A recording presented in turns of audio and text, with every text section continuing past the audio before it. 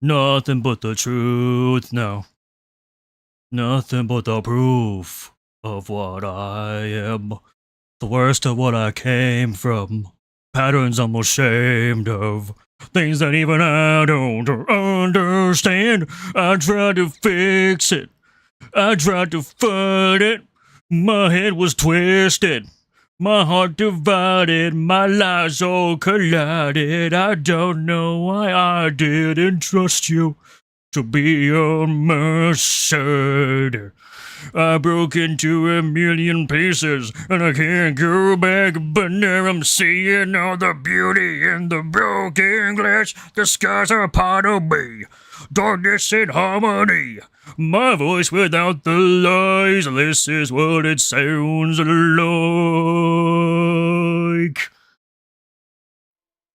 Welcome to Syhr, everybody. Hello, everybody. Welcome back to another episode of Syr's Cabana podcast. Hell yeah. I figured, one, I couldn't think of a better way to start today's episode than by singing some of the lyrics for what it sounds like. Thank you, Enlist, for sharing the singing emotes as well. I appreciate that. Thank you so much. Means a lot. So hello to Fizzy, hello to Alessia, to Enlist, to Disappearing Guy, and to anyone else who is watching the stream and an episode of the podcast today. Thank you all for being here. My God.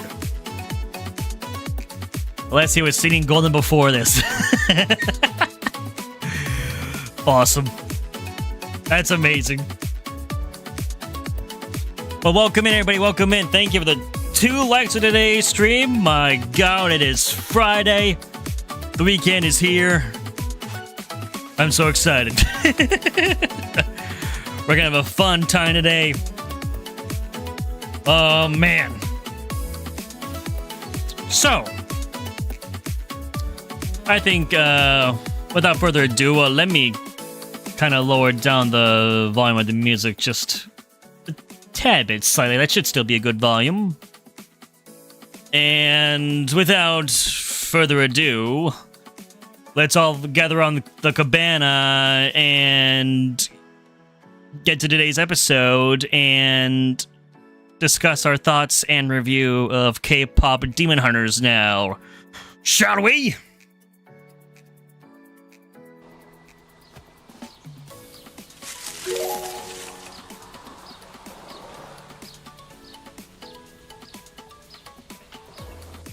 Welcome to the Cabana, everybody. Welcome back. And there is the fan art, as promised. I believe I did add the lizards art. Yo, that intro is sick. Thank you very much. I also added a couple extra things. There are some like doodles like the Syrena doodle here that Fizzy did of Syrena way back when. So I added a couple extra things too into the fan art slideshow.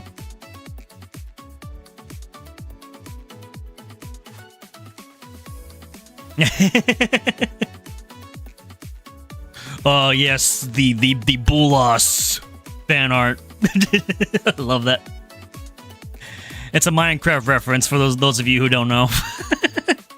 Yes, Bulos. And there's the lizards. There's Fizzy and I as a lizard. Thank you, Alessia. There we are as little bean-eating lizards.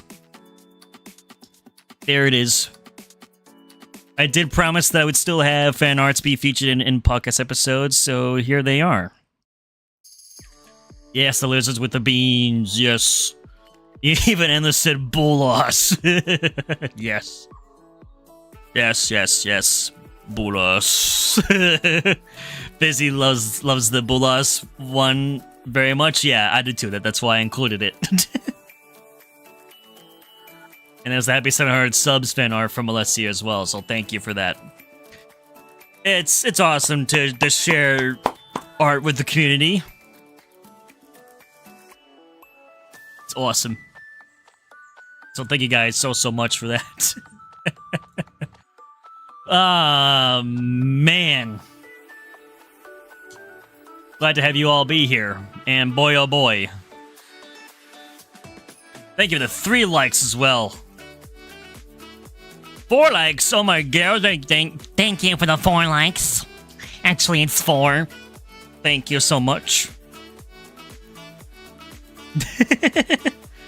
I'm wondering what other new pieces of fan art that I had added into the slideshow. Like, I know the Bolas was 1, the Sirena art was 1, then the lizard drawings that Alessia did. There might be another one that Fizzy had done.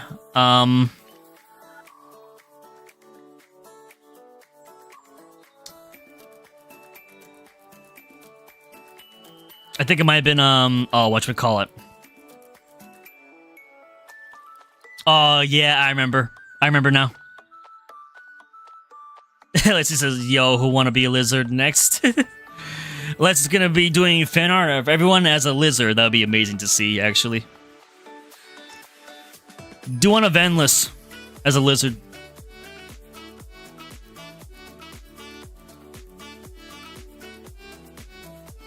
Yes, make him a lizard.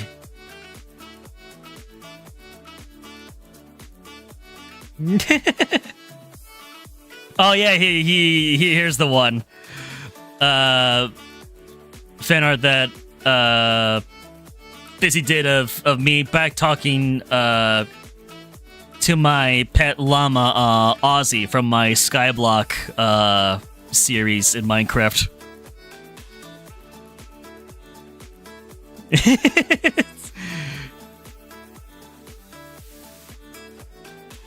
Remember this one, Fizz?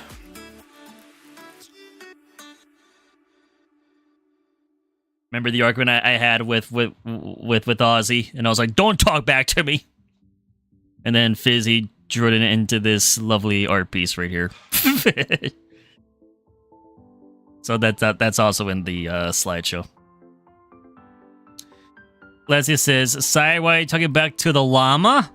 Well, that was my pet llama in my Skyblock series named Ozzy, and he was back talking to me. I forget what the context of it was, but he gave me a not so good response to something I had asked or said. And I was like, don't you dare do that. And then Fizzy decided to make you guys chat into a lovely little character and just hanging onto my shoulder and just watching on. Spit? No, he did not spit on me, no. He did not do that. I was just talking, and then he just made a and I was like, huh? What'd you say? And then he went and I was like, That's a whole thing. You'd have to look at my Skyblock series to see the context behind that. Which I do have a playlist of on my channel. But boy, oh boy, before we get into the main discussion and topic of today's episode for the podcast with our review of K-Pop Demon Hunters, there are some other things too that we need to discuss about before we do that. So I figure let's get that extra stuff out of the way first, and then we'll get down to the nitty-gritty and share our thoughts and my review of watching K-Pop Demon Hunters. So for the brief moment, I'm going to take the fan art slides off the screen for the moment.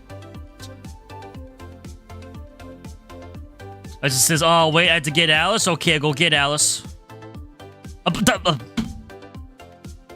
Okay. Get Alice and kick me out of my own cabana. This is absurd. You'll be hearing, from my representatives. I already know that this is very unprofessional of you. So someone go ahead and take care of all the pina coladas for me. And good luck to you guys.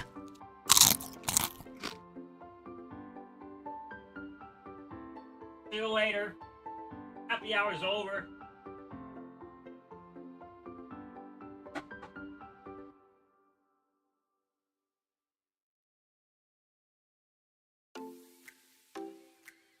Okay, I'm back.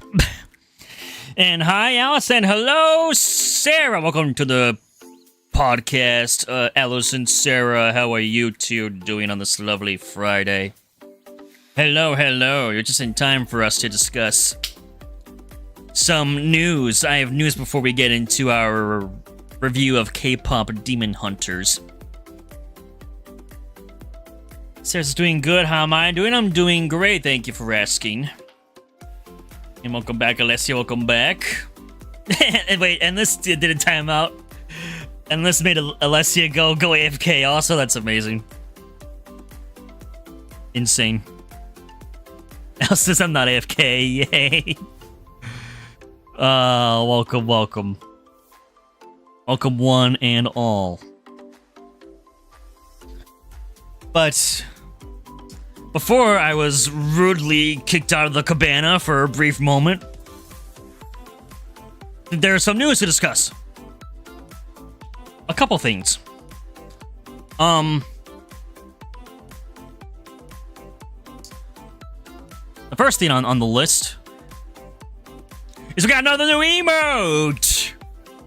Big W's in chat, please.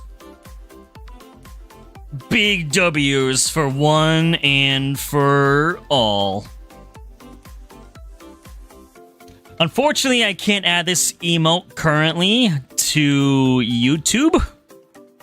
I guess I need to get more memberships in order to be able to activate it. But I will be adding the Big W emote to the Discord server for you guys to use. So, as promised, this was one of the other emotes that we were going to add for the community. So thank you all very much, and thank you, Fizzy, for making this lovely Big W emote. 2 emote reveals in 1 week. How about that? Endless no. How many memberships do you need? Endless no. Oh no. Sarah says Endless ain't afraid. No, he is not. If you dare wish to know. I guess I would need 1 to 2 more memberships. I don't know, just for whatever reason, the one add another emoji button, for me, it's just grayed out and I can't click it for my YouTube emoji tab. And this has been triggered. Oh no. You do not need to do that. And this says, I need numbers. I gave you the numbers. And yeah, it is very late for Endless over where he lives. Let's just say, like, those 2 numbers definitely triggered him. Of course they would. You do not need to do that, by the way. You do not need to.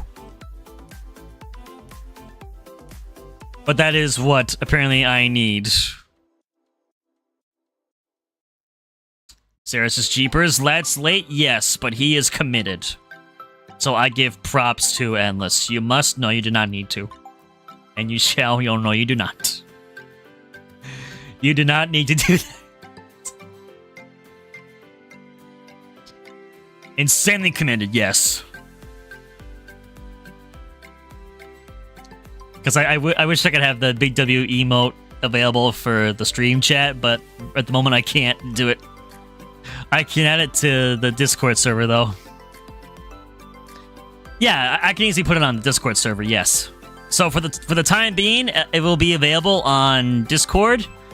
But it might take a little bit longer for me to add it to the YouTube. Oh my god, and then there he goes. Thank you, Endless, for getting a membership. The saddest kid ever just received a gift membership by Endless. Congratulations to you. You may now be able to access all of these emotes for the stream chat if you end up joining any of my streams for the next month. What about now? I have to refresh the page.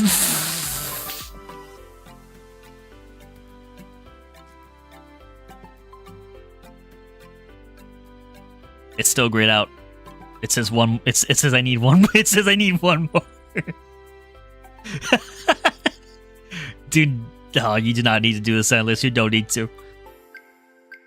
But it does say I do need one more. And hello, the saddest kid ever. Welcome to the stream. You gotta get membership from Endless. Welcome, welcome. How are you doing? Yeah, so apparently we need one more to add the big W emote.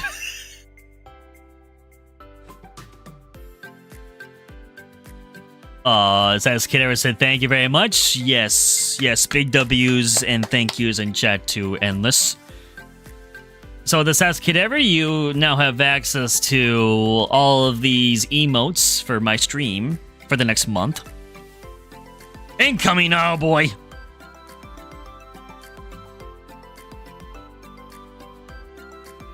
Bracing for impact. Hold on to your butts. Sir says I'm scared.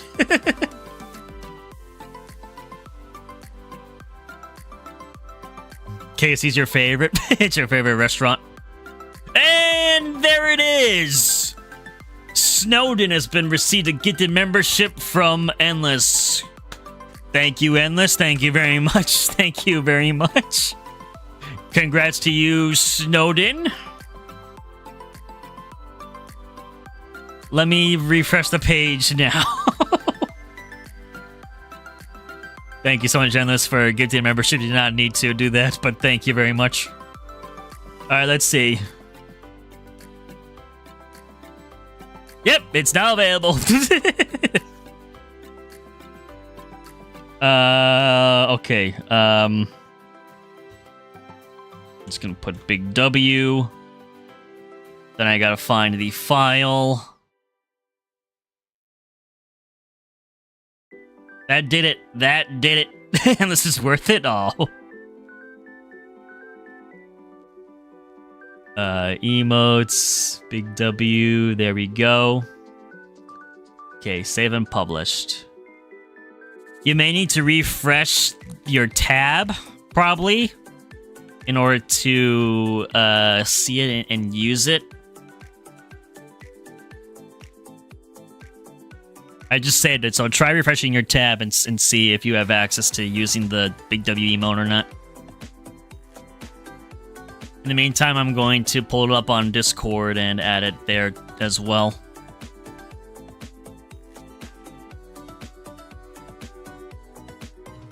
Money well spent. Thank you very much. You did not need to, but I appreciate it greatly. Thank you very much. That emote is for Endless? Honestly, it was. It was. Since everyone was saying it so much in the stream chat, I figured why not make it an actual emote. So I gotta go to server settings for the Discord. Emojis, upload emoji. I gotta find it in here. Emotes, and then this one. And I gotta rename this.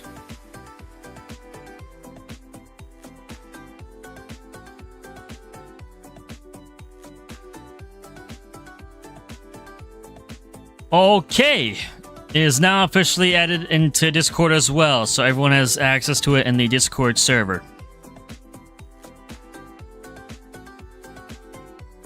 Yes, there it is, the big W. I'm so glad to see it, being used in chat. Big W's to Endless. Thank you very much. Appreciate it a lot. This is not possible without any of you guys, so thank you guys so much. Means a lot. Thank you.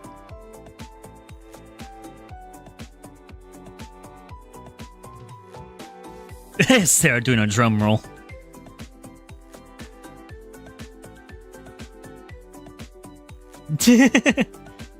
And hello, Week. Welcome to the stream. Week, how are you doing? We just revealed the new emote, the Big W emote. It's now available on the live streams and in my Discord server if you want to use it in Discord. Big W. Yes, we got a new emote. Thank you guys so much. It's not possible without any of you guys, so... Let's just say, wait, BRB? BRB? Okay, what are we waiting on?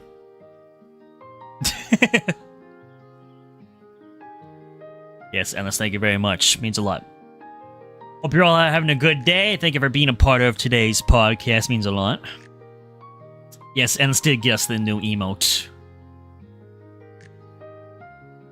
She straight up just called you Pumpkin. That's insane. You have a name. The Pumpkin Man. Hope you're all having a good day. Thank you for being here. So yes, thank you again, Fizzy, for making this lovely, lovely Big W emote.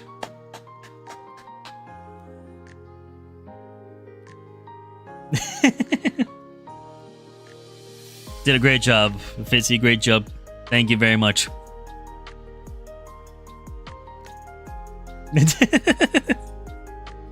Oh man. So that is just one announcement that I have today, and there is another. I didn't think it would be happening this soon, but I've been invited to a realm. Fizzy's gonna be running her very first own realm server called FurWood Realm. And I was invited and asked to be a part of it. So, on October 4th, I will be streaming Minecraft again.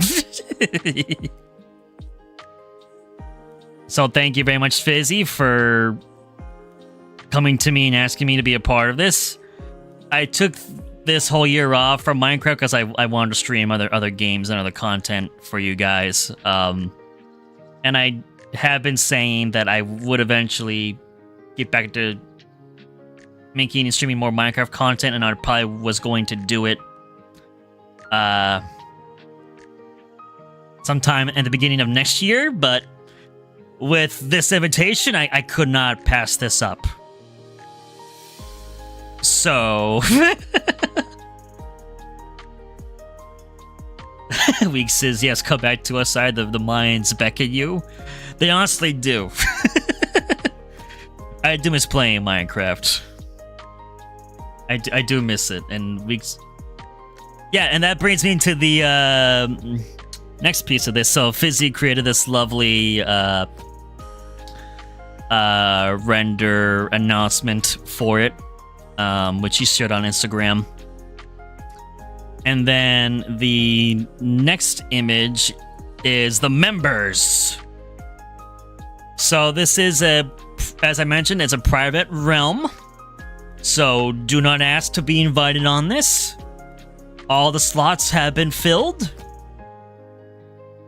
So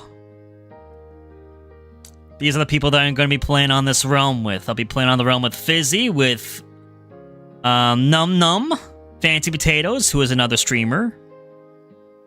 Week's been doing streams in the past. He used to do some streams. Who was in the top right corner? He's a pumpkin man. That's who. Oh, and there you go. Wig has now just said that he will be streaming on FurWood as well. So I think what?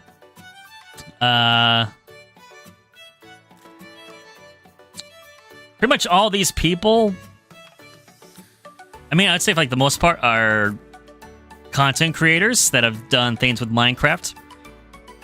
So Topsy is another one. Topsy's done some building. Gapku is an amazing Minecraft skin designer who has designed all my skins.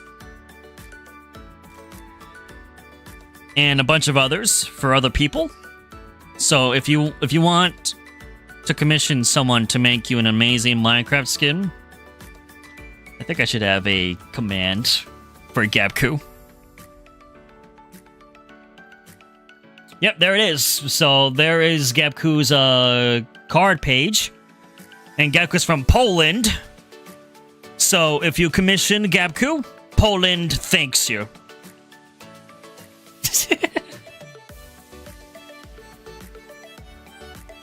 Gapku's cons might be close for the time being, though, yes.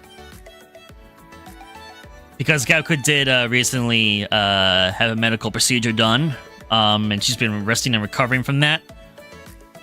Every now and then, I check up on Gapku to make sure that she's okay and she's doing all right.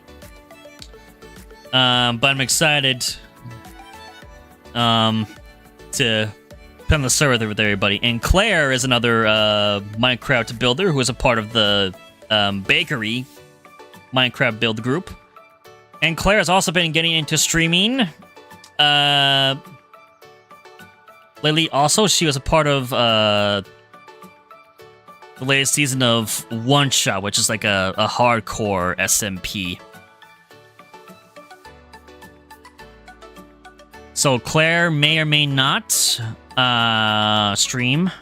FurWood as well. I'm not sure. Hope Gapku gets better soon. I appreciate that, Syhr. I'll pass that message along to her.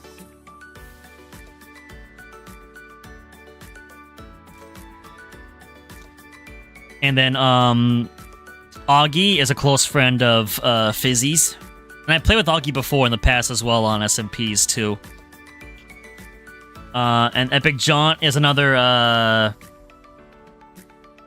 content creator who's done a mix of streaming and Minecraft builds also, and I've been a part of SMPs with Epic as well in the past. Then Approval Guy is another friend of Fizzy's, and he also streams. It'll be the first time that I think I'll be meeting Approval. Because I've met pretty much everybody except for Approval and Melody. Melody is another close friend of Fizzy's. And Eddie is another close friend of Fizzy's as well. And I have played on SMPs with Eddie. So it's just Approval and Melody are going to be the new people that I'm going to meet.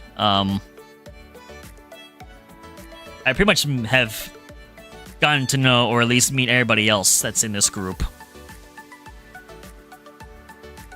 But it's going to be lots and lots of fun. It's going to be a casual realm. It's not going to be anything like serious. So I do intend to stream it on October 4th, but it will be in the evening. So it'll be a later stream. The one I normally would stream on a Saturday. And then whenever I get the chance to stream on the realm again, I will. But I don't want that to get in the way of other content that we plan to stream, of course, in the near future, like Sonic Racing Crossroads and Jurassic World Evolution 3. Why late? Ask Fizzy that question. I'm not the owner of this realm. I don't make the rules here. I just stream here. That's Fizzy's decision, and that's what we go with.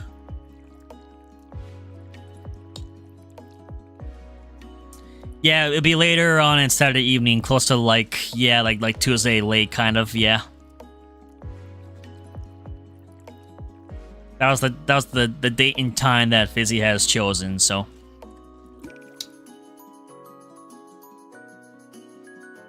But it will be on my YouTube channel, so if you cannot make it, you still can watch. Says, oh my gosh, the bot knew we were talking about Minecraft. It just knew. And Fizzy says, many due to everyone's schedule, some of the friends and others are going to be away, and the month is just super busy. That's also true. Stream elements said want to see other content, such as Minecraft builds. Yes, you can go check my Instagram and see all the other Minecraft builds that I've done in the past. Actually, it's way more fun on stream. Yes, I am fully aware that it's not the same as watching a VOD of a stream versus being there live. I get it, I know. I'm just saying, it's there if you want to see what happens. And this is paid promotion, huh? Stream elements. Yeah, I totally paid Stream Elements to do that. I totally paid them to. You're gonna stay up late then? It's up to you. I appreciate it.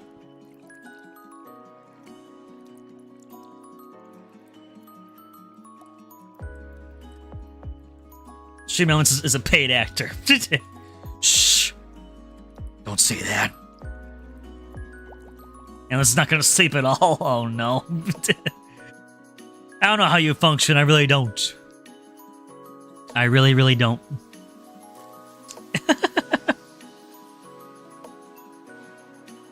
But yeah, I'm gonna have lots of fun getting back into Minecraft and hanging out with friends again. Weeks is sorry for the inconvenience, Fizzy. For the time schedules. I mean, I totally get it that we're all busy and we all got things going on in life. It's like there's not much that you can like do about it. You just gotta go with the flow and just work with what time you have available. So I don't even know how many episodes I'm gonna have of this as a series.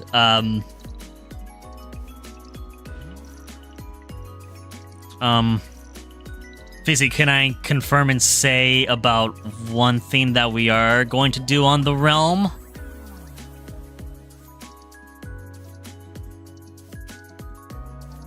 Am I allowed to say what we're going to, like, what definitely will happen on the realm?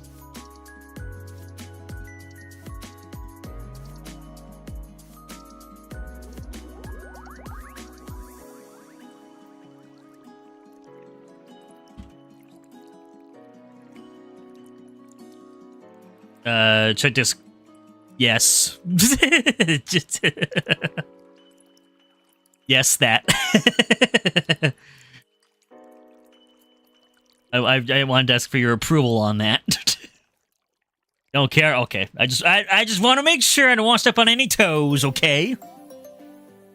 Because I swear if I could pull us out of the stream being like, how dare you tell people about such and such and such.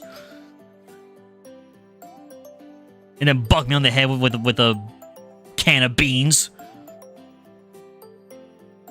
So I can confirm that we are going to be doing an end event. So I will be streaming in the end event.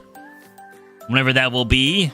Who knows, but at some point we all voted to do an end event. So we're going to have that at some point. I'm very excited as well. Yes, super, super excited. And events are always fun. Because they could turn out to be chaotic. In a good way. And Syhr got 72 beans from Fizzy. Congrats on the beans. So we're going to have lots of fun and silly shenanigans on this. And I may be hosting like a fishing night on the realm. If you saw any of the comments on the Instagram post that Fizzy did, I may be hosting a fishing session, I guess, on the realm. I gotta find a good fishing spot. beans to chat and to me. I get beans too. Thank you very much, Alessia, for that. And we're just gonna make a rat tunnel. We need lots of rat tunnels. Dig the tunnel.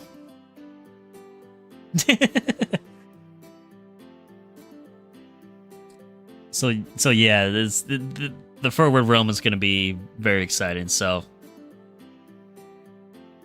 I'm looking forward to October. And also,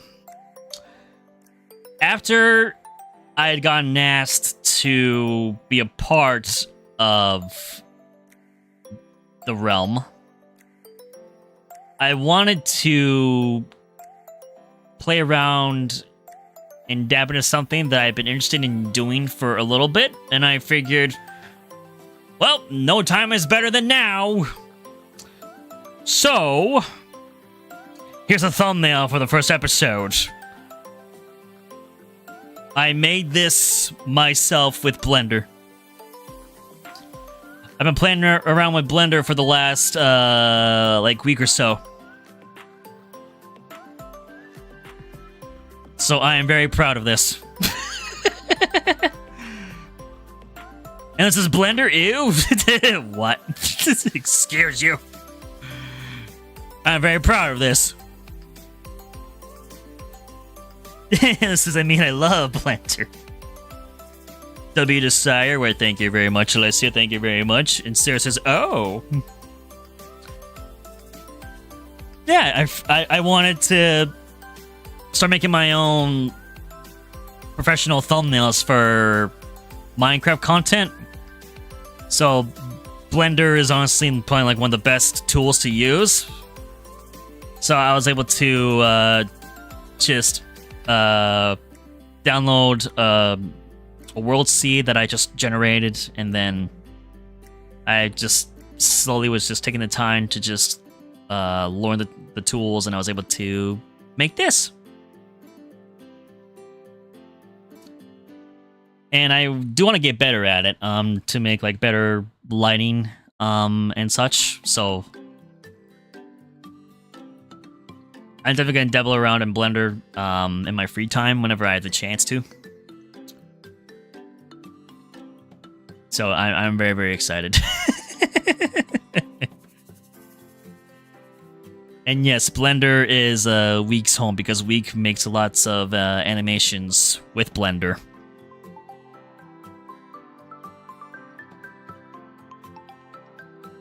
Sarah says, I've been trying to do Blender. It's hard, so you have talent. Oh, thank you. It definitely is challenging. It's like, I just did like very basic stuff. Like I didn't do anything like advanced, I feel like. So there's a lot that I gotta learn about all the different menus and features of like what I can use. But I think this is a really good start. Basic. That's what it felt like to me. If you have seen Week's animations, Week's made lots of progress with Blender.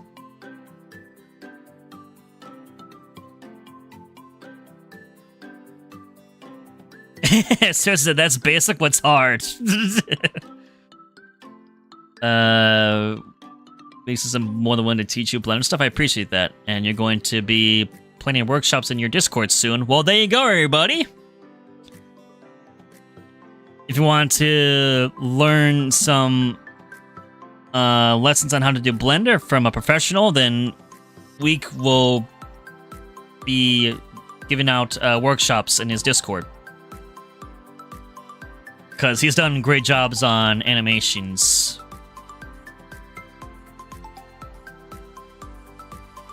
And he says, anyone interested in Blockbench and Blender are welcome. There you go. There you go, there you go. For me, I definitely had to look up tutorials on YouTube on how to do the lighting and parenting objects, like items to be held in micro character hands. So I did the parenting trick with the iron sword for my character. For the fox and for the chicken, I basically just had to just position them properly where I wanted them to be in the shot.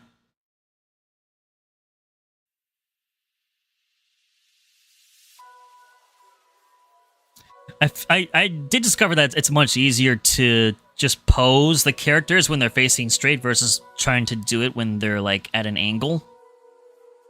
If they're rotated at a certain angle, then it kind of makes it more difficult to adjust their arms, their legs. So I would just have them just stand straight and then pose them where I wanted them to be first, and then just rotated them to whatever angle I needed them to be for the camera shot. Let's just says, are we still gonna talk about KPop Demon Hunters or not? We are, yes, we are. We are. We are. I wanted to just get this out of the way first before we do that.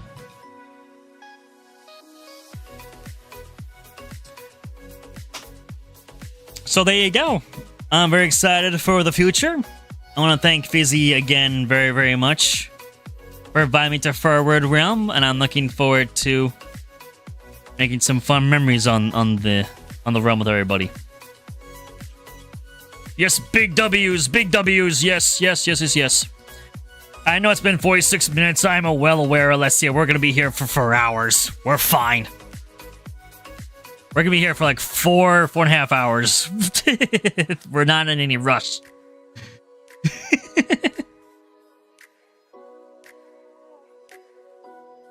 Yes, big W's of Fizzy. Thank you again very much. It means a lot. Sarah says, oh gosh, poor Endless. Oh.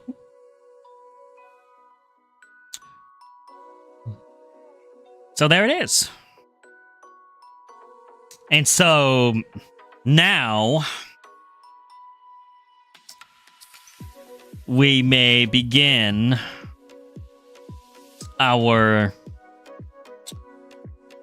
discussion and thoughts on KPop Demon Hunters. We can now finally get into the nitty and gritty, the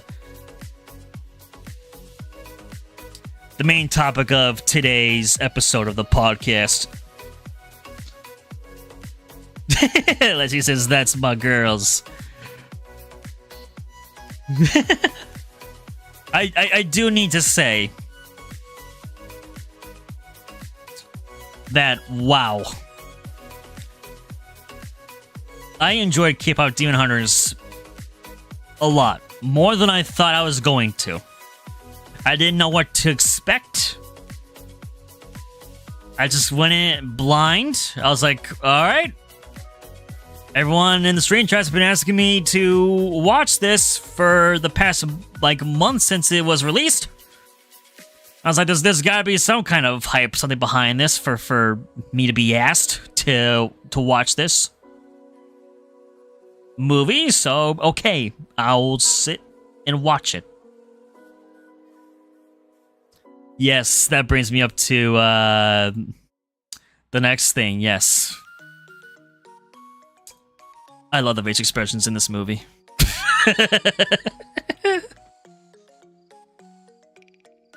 Absolutely. I love the animation style that they did in this. And I feel like that's something that is being missed. Especially in a lot of Western movies, especially animated movies. I love how this movie doesn't take itself too seriously and allows these characters to be overly animated and have ridiculous expressions like this.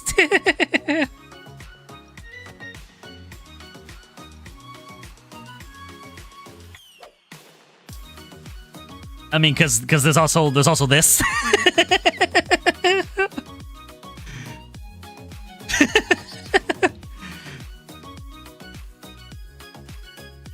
Unless it says Zoe my Slayer. Yes. Sarah says, yeah, the way that the girls are animated on same image for 2 frames, and the demons are animated on 1 new image every frame, so it's just so cool. Yeah, I really loved the style of the animation that they did for this. And of course, there must have been a lot of references, of course, to Korean culture, which of course I'm not familiar with, but I'm sure that there are other people that would know much more about it.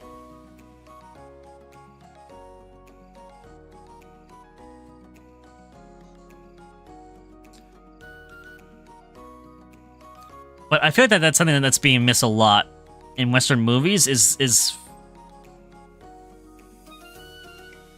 just wanting to just have a simple, good story that's overly animated, doesn't take itself too seriously,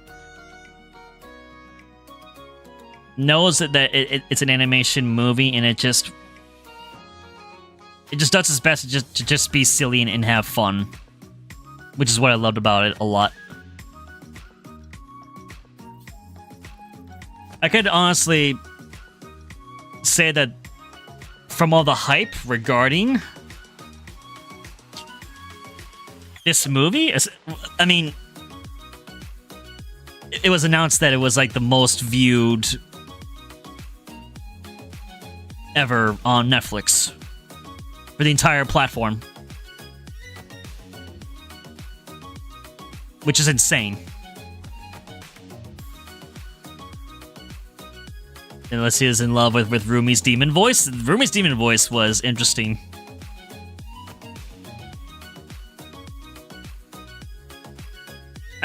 Rumi would be my favorite of the 3, since of course the story kind of focused on her and her connection to the overall plot.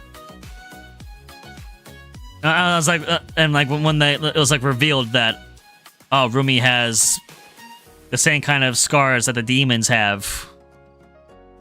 I was like, well, I wasn't expecting that. Well, dang.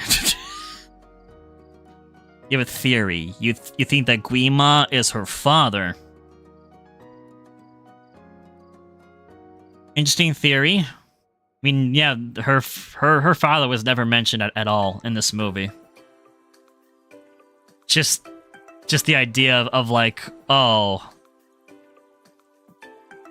that maybe he was also possibly a demon, because her mom was part of the previous like K-pop Demon Hunter group, wasn't she? I believe, from what I remember.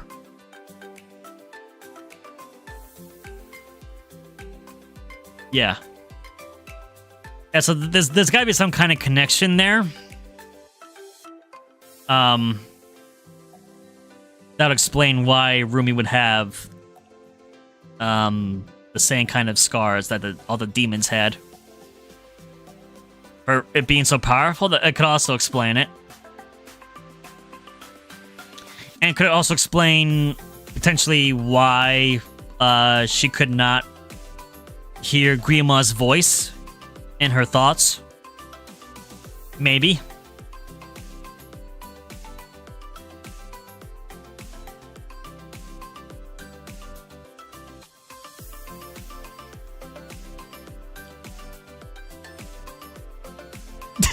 And then there's like other like scene like moments like this in the movie. I just love it. It's like,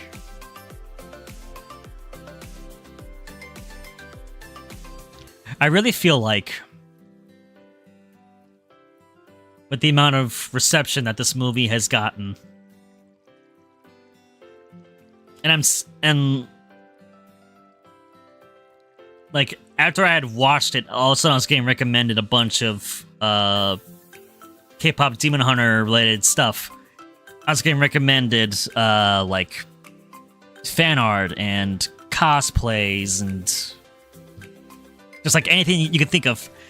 People sitting singing their own covers of the songs. And hi, Ariel. Welcome to the stream. How are you doing? Welcome to the podcast. Welcome in. How are you doing? The cosplays are so good. I seen some really good ones.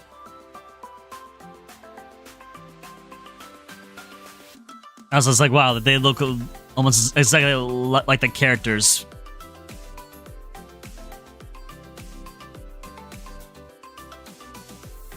Like, so good that I felt like, oh, if you brought the characters into real life, that's how that they would look.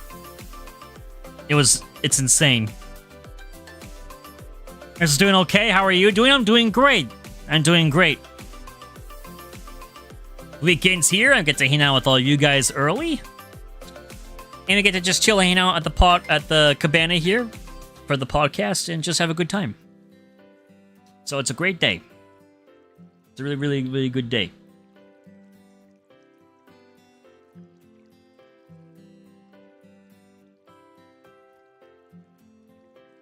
You haven't seen the movie? Do you recommend it? Because I've only heard the songs. I'd highly recommend seeing this movie. I really highly recommend it. If you don't want to be spoiled, I would say don't. I would say come back after you see the movie, because we are going to spoiler territory. Because we are just openly just discussing the movie. I'm not going in any like chronological order or anything. I'm just kind of just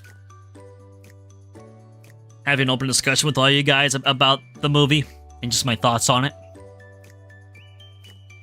But I do recommend it greatly, yes. What I feel like KPop Demon Hunters is, with how huge it was for this year, it feels like this decade's version of Frozen. Like, it's that big.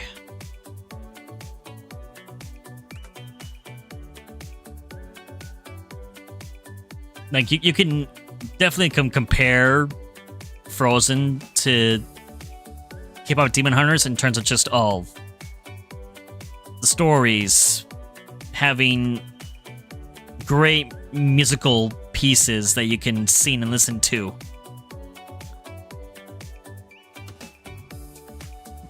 And just the amount of hype and support behind it that's now been created. It really feels like this generation's version of Frozen. Ariel asks, what songs are my favorites from the movie? Definitely This Is What It Sounds Like is one. Free. The one that Jinu and Rumi sing. I like that one a lot. The songs have lots of meaning behind them, and that's what I love, is that they're very relatable to people, and that's what can make a movie, especially musical, so great, is that if it can relate to everyone. Leslie loves Golden. Golden is amazing, and Ariel's favorites are also Golden, Takedown, and What It Sounds Like. Takedown's also a good one. All the songs in the movie are great. They're all very catchy.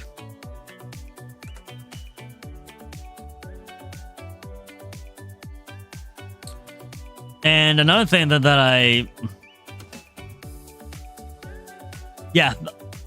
loved how it's done. This sequence with how it's done, it's not just the animation, the storytelling that I really enjoy. I also love the action sequences in this. The fact that they are K-pop artists, they're a K-pop group, but they also secretly just hunt demons, and they can do badass choreography with fighting. It makes me love it even more.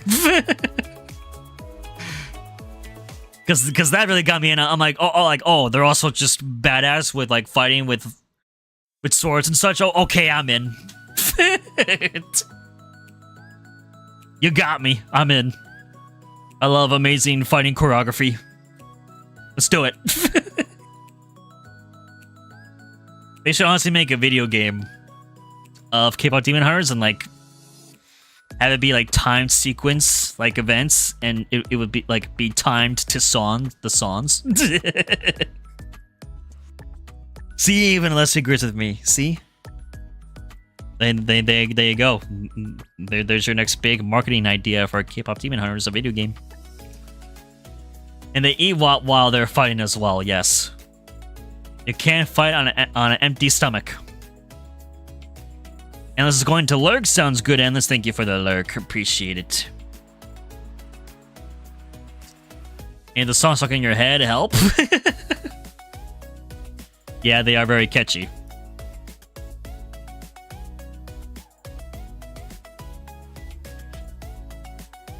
They were getting stuck in my head for sure for like the first few nights after I watched it.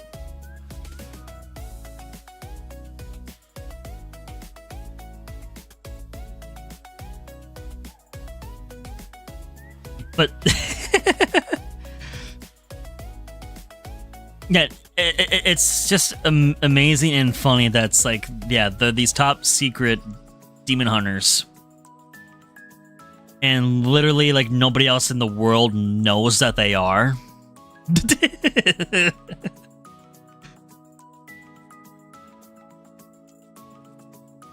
Like when they're at the concert and they're just fighting demons. And the crowd thinks the demons are just extras for the show, that they're part of the concert. It's like, and in my head, just thinking, yes, the demons are just part of the act. Yes, they're that good. Let's says I can hit Rumi's high note on how it is done. Nice. I could never. I could never. Cool costume, yeah. Yep, exactly. Yeah, like I just love that they just were fighting demons, and then it's like, oh, you're late for your show, and then they just dive in and just perform.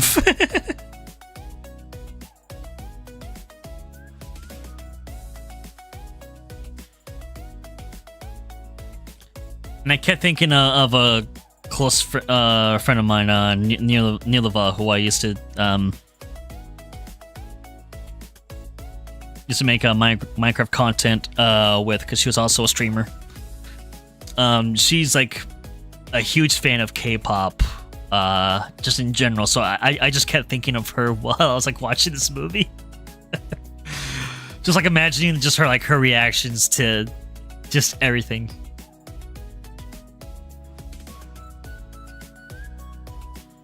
Knocking you out like a luxury is your favorite bit? Hey. It's amazing. It really is. And the fact that... knocking out like a lullaby. Yeah, that was a great line. Welcome back, Syhr. Welcome back to the stream.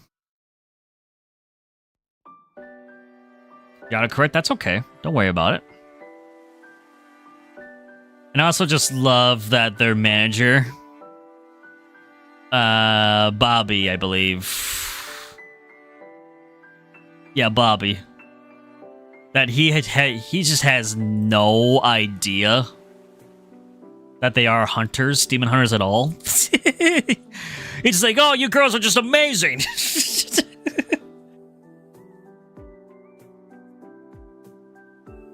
Bobby honestly would be the best like band manager I think ever. I can't imagine what it is really like in the industry when it comes to K-pop bands, how like managers would be.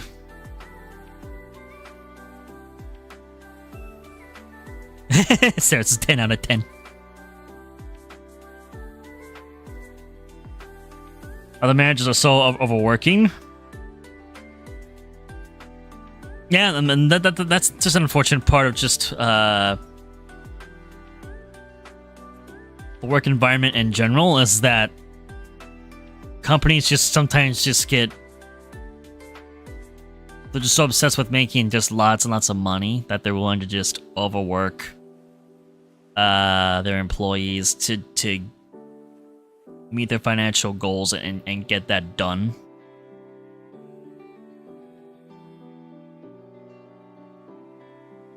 This is Bobby's peak male performance for the movie, but Bobby was really great. He really was.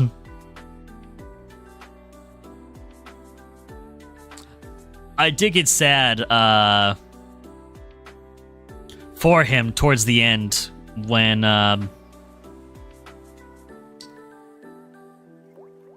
breakup with Huntrix began to happen. Where Rumi got set up, and Bobby felt like he was a failure to them as a manager, and then Gwi-Ma tried to use that to like influence him and of course all the other people that were attending the concert to go and have their souls be consumed. I felt bad for Bobby. I was like, oh, Bobby, no, like don't think that.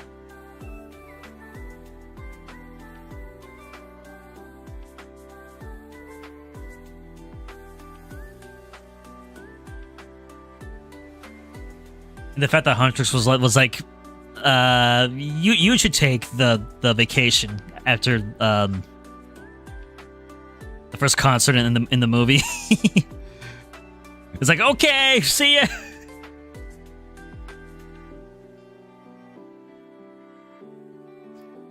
Alright, so sorry if I was here for a little bit.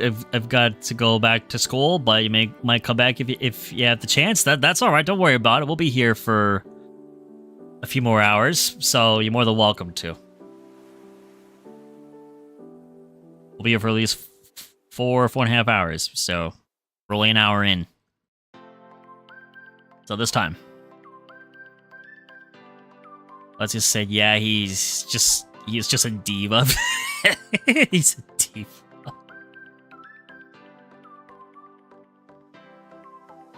School is late is crazy. Well, it varies for everybody, yeah, like with scheduling. Wish you good luck, Ariel. Hope you do well. You got this.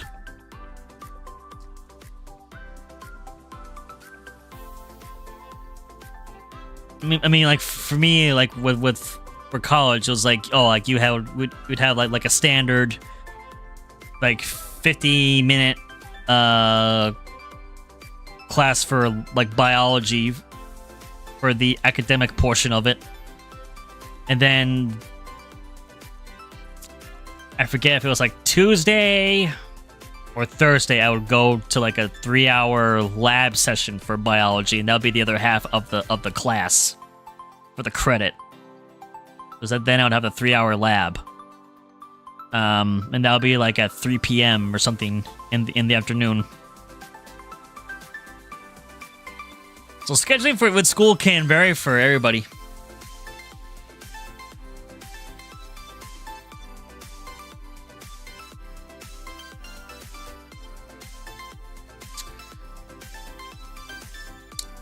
But if I look at what's next in the slideshow that I have here.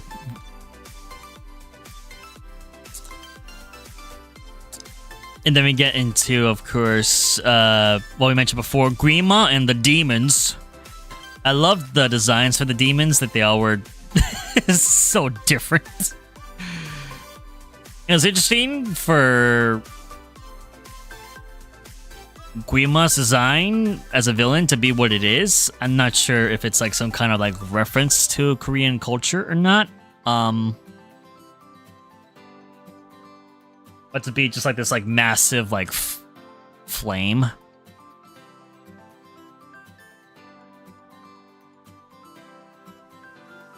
And he would just get bigger and bigger the more he would just consume souls. Let's just say next week I'm going horse riding finally. Ooh, very nice. Hope you'll have fun with that. And it says it was 7 a.m. and to 8 p.m. for you 2 years ago. Jeez, for class, that's a whole day. The heck, it's like no time for breaks.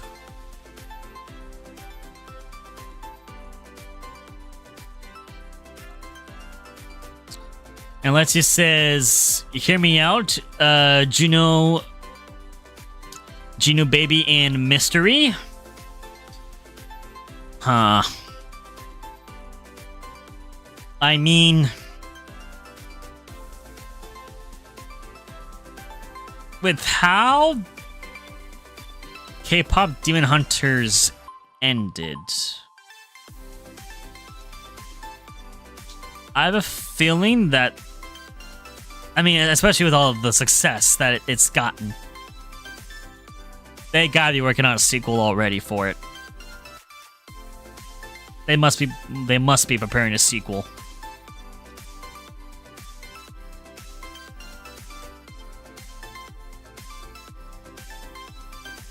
Especially at the cliffhanger that got left at the end.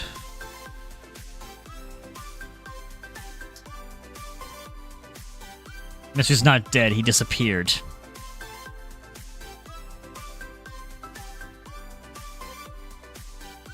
I have a very strong feeling that there will be a sequel with how successful that it was. And for the cliffhanger that they left it on, there could be a lot that they could do for a sequel. And hopefully, I hope that if they do make a sequel, that they would go into deeper depth for some of the other characters besides Rumi.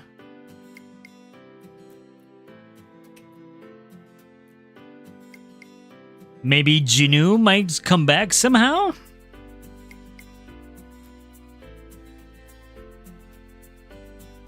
Jinu started to win me over towards the end. So.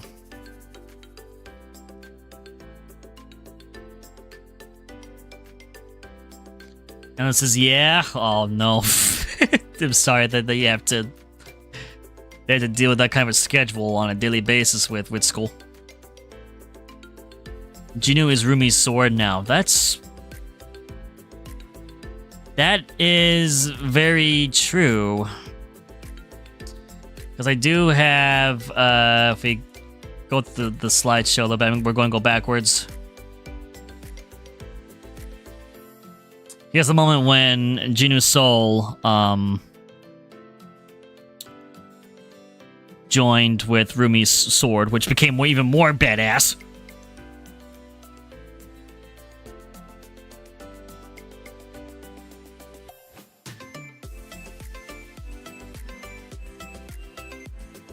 He did say within the moment that he would give his soul to her, and he did.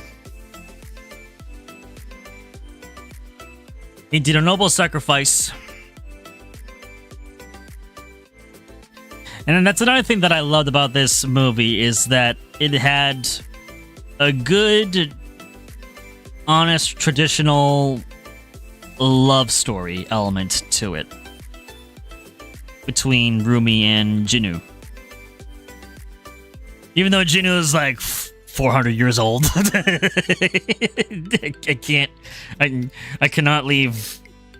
leave that out of the equation. It's like 400 years older.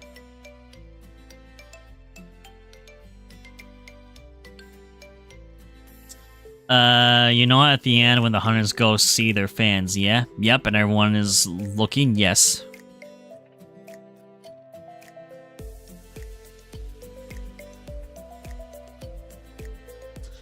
There's two boys now looking, and they look exactly like a Baby and Mystery. Mystery is not dead yet. Huh. I'll have to look back at that then to see.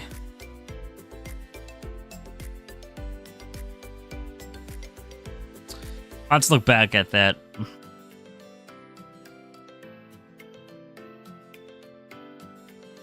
But yeah, it was so cool when he gave his soul to her and her sword turned into that much of a badass.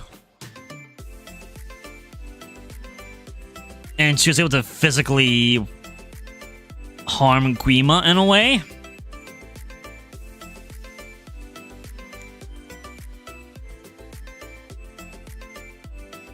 And then with the power scening, Huntrix destroyed Gwi-Ma.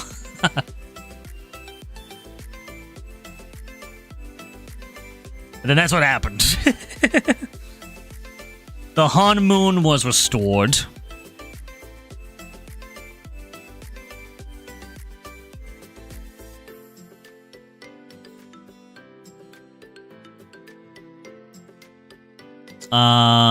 Let's just, because they look like them in their original human forms, maybe? Ah, so that could be the reference then. Gotcha.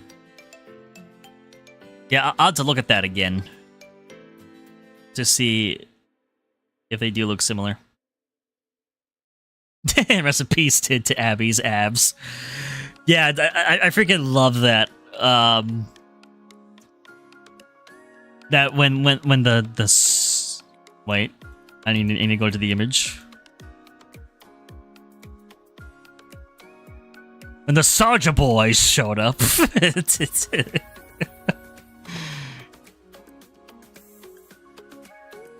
And they would see the abs. that their eyes would just turn into popcorn.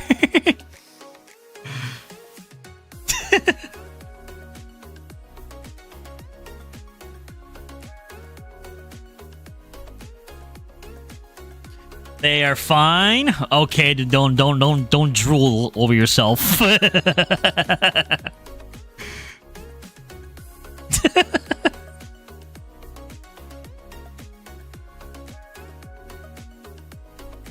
Can't blame you. I can't. Unless it says not, because you can't even see the baby bottles. Ah, okay.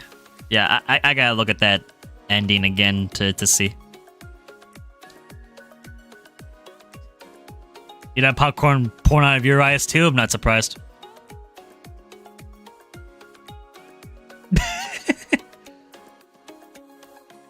Not surprised.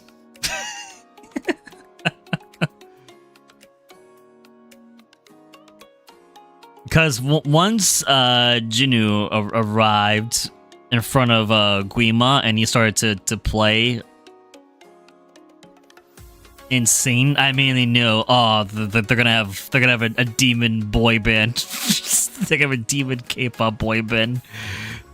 It's the only way you could battle with Huntrix is just beat them at their own game.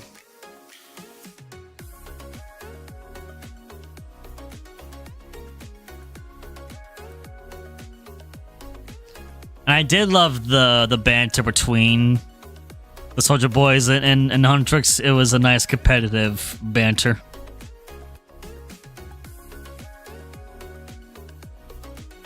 And the fact that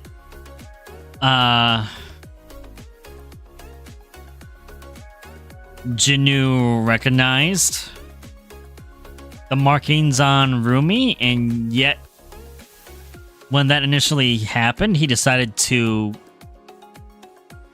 help cover her arm and protect her so that she wouldn't be exposed to her friends. Since of course, you can't have that, because then they're gonna have to hunt Rumi down because she's a demon. Yes, it was very gentlemanly of Jinu to do that for Rumi, and to not tell on her either.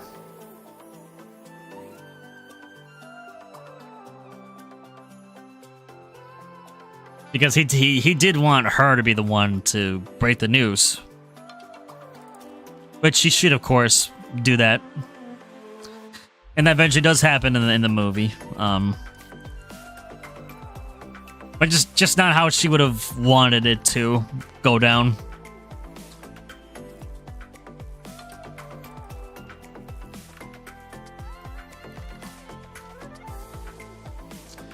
And I love after they get after Huntrix gets jealous that the Soldier Boys are coming in and essentially just taking their fans away. They go into this like goth phase. And they're like, we mean business.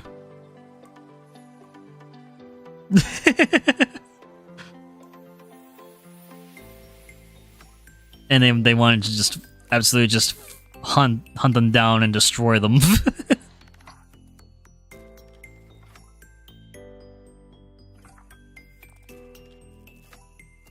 Wait, popcorn to squid ink is crazy? Is that what you meant?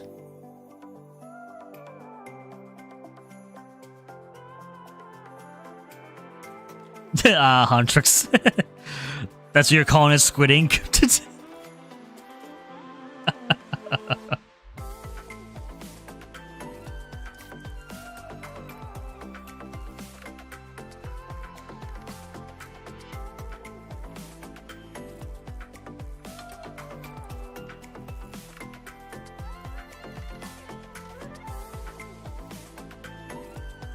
I mean, you made me laugh. Yes, you did. You did. And of course, we can't forget Jinu's tiger. This silly boy.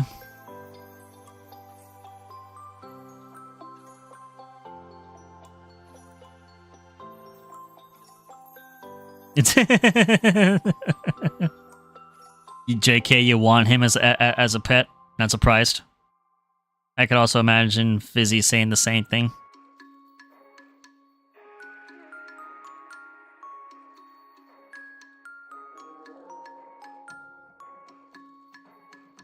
Let's just say, yep. Yup, yup, yup. And I'm guessing that there must be another aspect of Korean culture that involves the tiger in some way. Does he have a name? Looks like you think he has a name.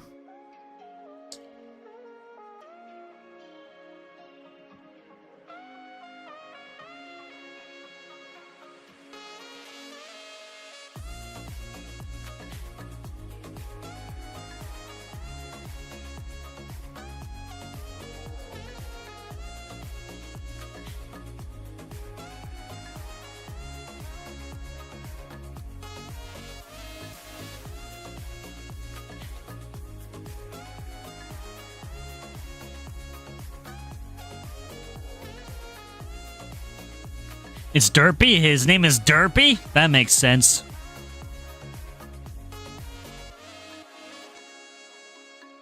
He is quite the derpy cat.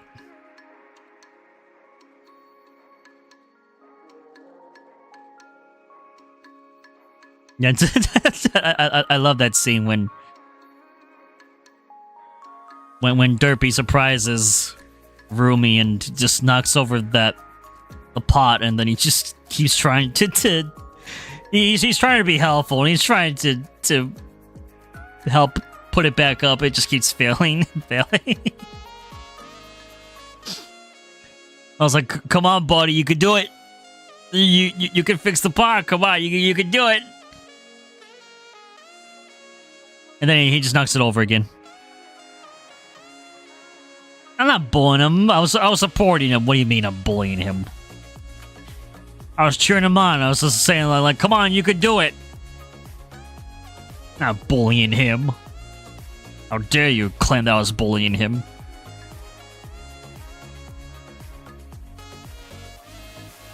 He was doing his best that he could. It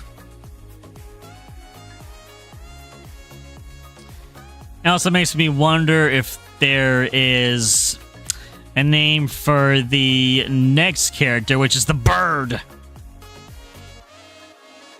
You're like, hey, aw, hey, aw. A roller coaster of emotions.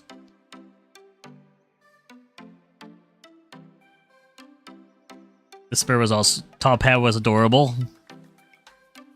That's his name, Top Hat.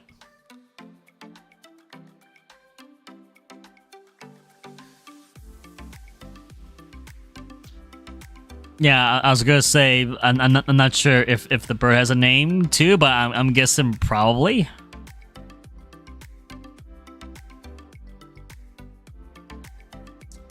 I loved how sassy the bird was in this movie. Magpie.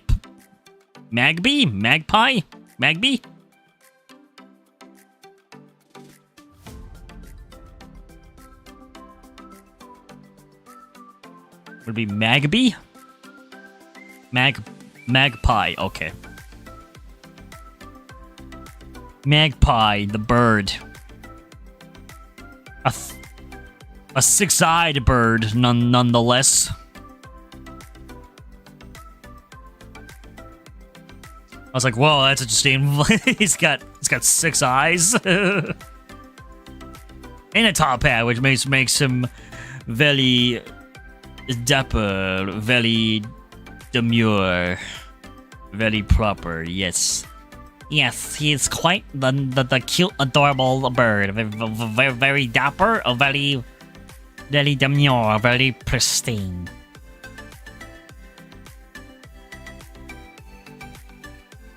I loved his sass. It was great. Made him a great polar opposite to Derpy. I loved how carefree Derpy was.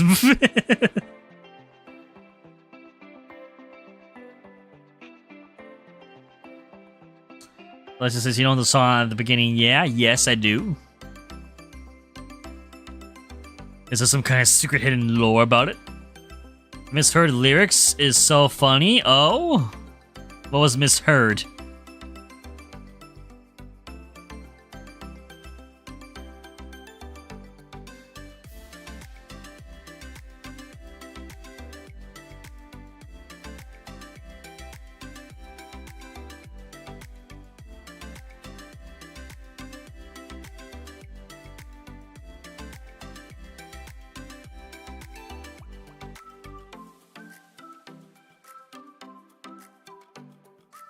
It goes like...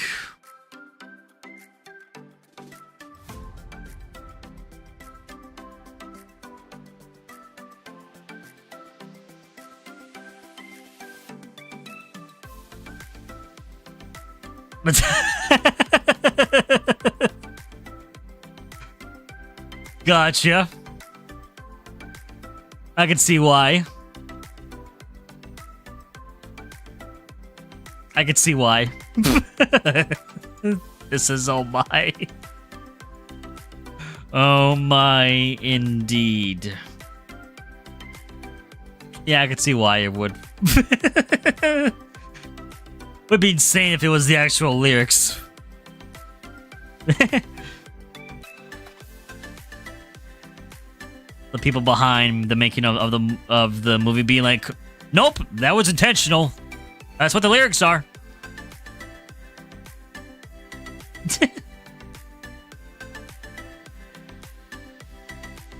That would be insane.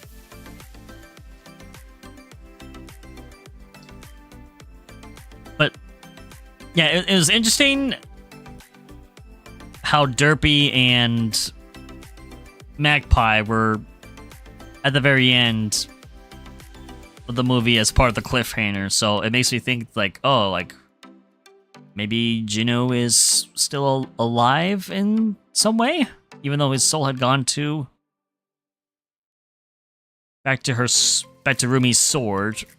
Like maybe if Juno's soul could be brought back somehow. Like I'm not quite sure. Let's just says lol, imagine. And Sarah, yes. Yes, Magpie the bird, yes. Yes. He's very, very dapper, very sassy. A very sassy and dapper bird.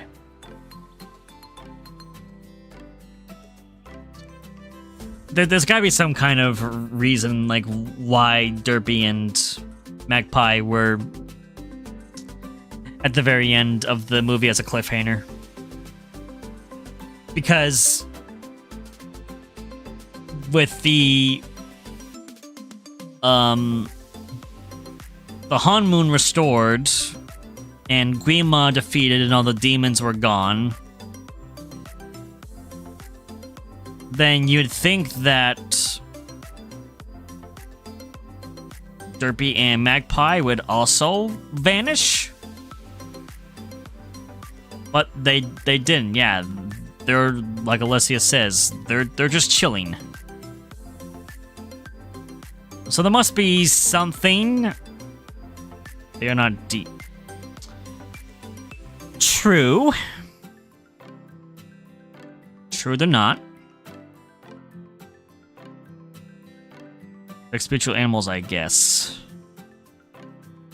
I'm thinking they must be, because I think that there must be some kind of connection to Korean culture with both of them in some way. That's my only guess. I'm not familiar with Korean culture, but I'm pretty certain that they would have to have included some aspects of it.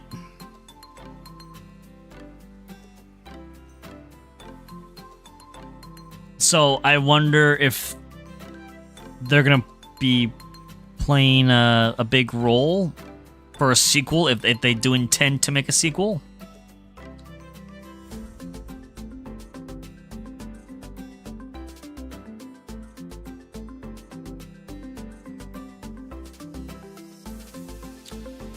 This is nah, but Zoe's lore is so sad. Oh, that's what I'm hoping for. If they do indeed do a sequel, is if they would go into more backstory for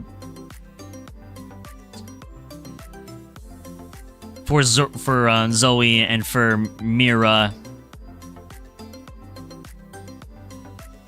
into more aspects about their lives, since Rumi was like kind of like the main focus for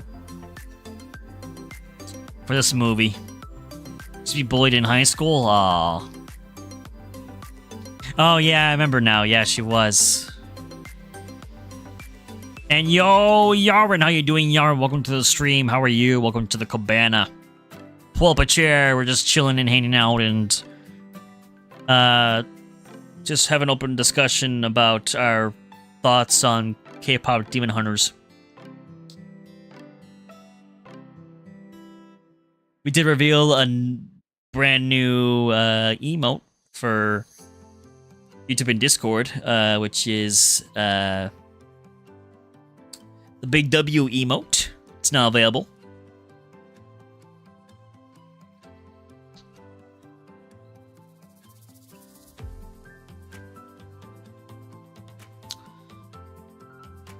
That's why she used to be perfect. That's why she wants to be perfect with Rumi and Mira. Yeah, and that could be a very relatable subject for lots of people when it comes to that, because as a kid, like young teenager, it's like you want to fit in and be a part of like the popular group and crowd and be accepted and be perfect, but in reality, no one is perfect, and that's the beauty of it, is that everyone is imperfect, and that's how life is meant to be. And you're better off, and that's like a big theme too with the movie, is that like you're much better off embracing your imperfections and just accepting that that's a part of you, and to not let that hinder you or affect you negatively. Yaron says, what's my rating for the movie from 1 out of 10? Oh, wow.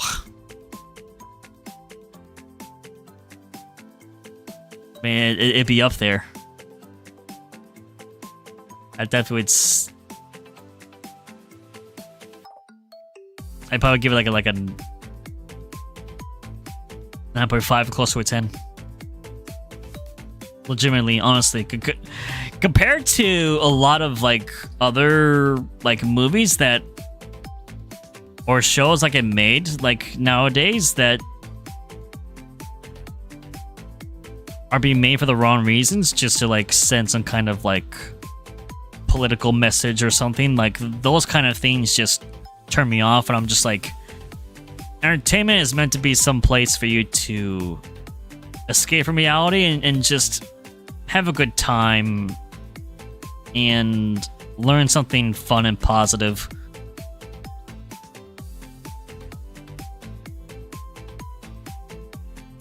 So I love KPop Demon Hunters a lot because it felt like a lot more of like the classic like Disney movies that I watched growing up. That they had a powerful story, a powerful message. It was a great musical. They had great songs, great catchy songs. There was a good element of a love story combined into it. And it wasn't an overly political project. It was just meant to just be a nice, fun story.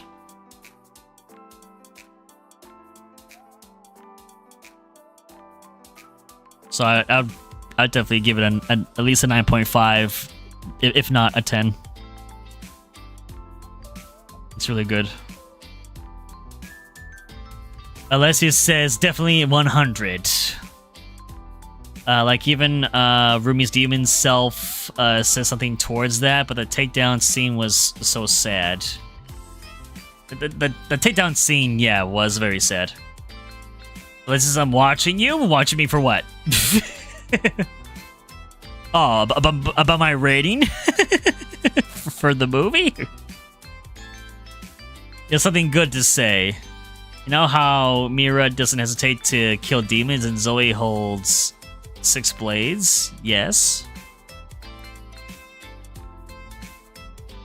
Mira hesitated for Rumi and Zoe held 2 blades. That's a very good point. Also,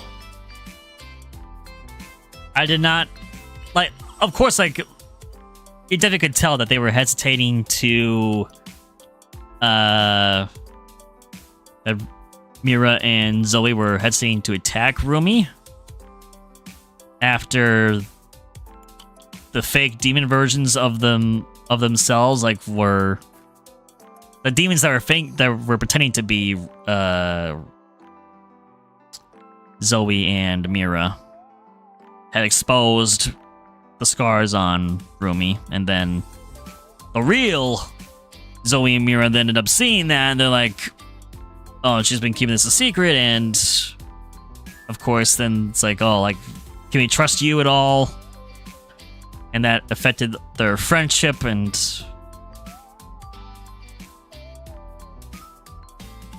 I'm glad that they did hesitate and didn't go after Rumi.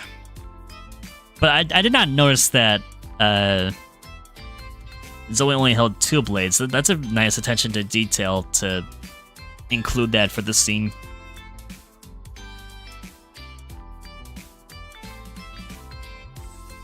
Can you just say they might hate Celine more than anything?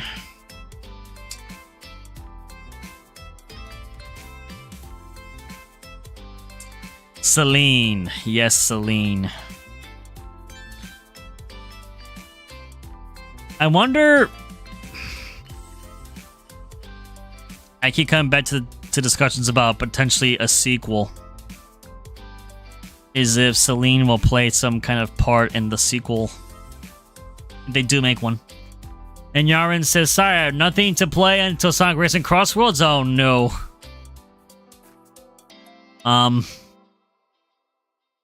What about any other Sonic? Is there another Sonic game that you can play in the meantime until then?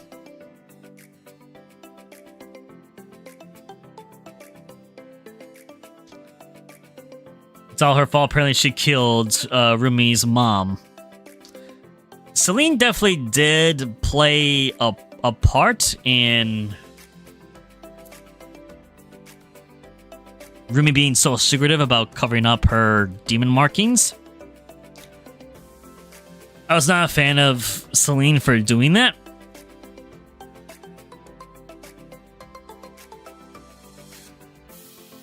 And it goes into this deeper theme, too, of the story. It's another, like, way to give a life lesson that it's like that it's not good to cover up and hide your scars, and not that it's not good to just keep your thoughts, your emotions buried deep inside of you, and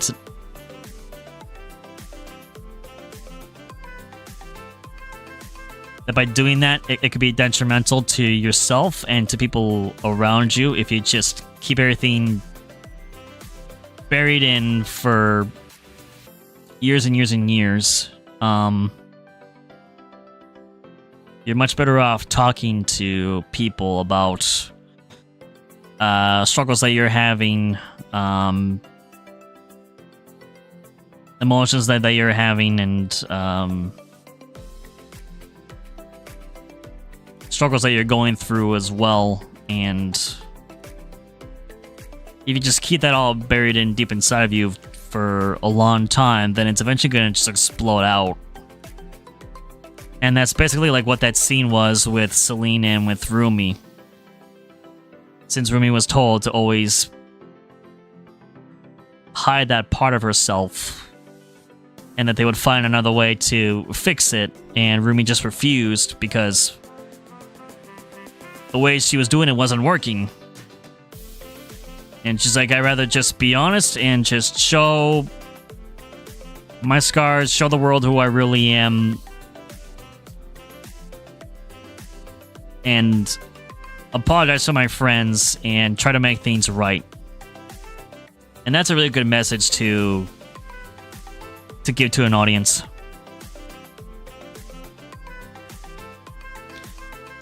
And I got 9 days left until Sonic Racing Crossroads.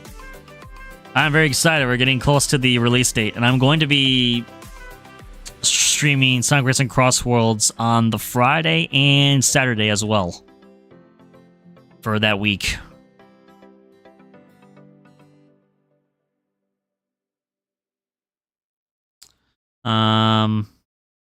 I don't remember about a detail about Celine killing Rumi's mom.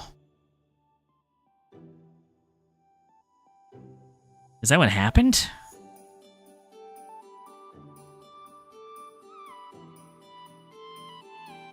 I thought, like, they never really explained how Rumi's mom died, really. But as far as I remember, and if they didn't, then they probably would maybe go into more of that for a sequel if they do make one.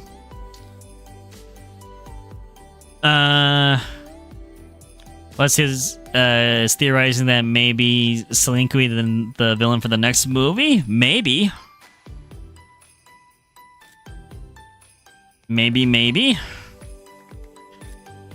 Or somehow Gwi-Ma returns like Palpatine.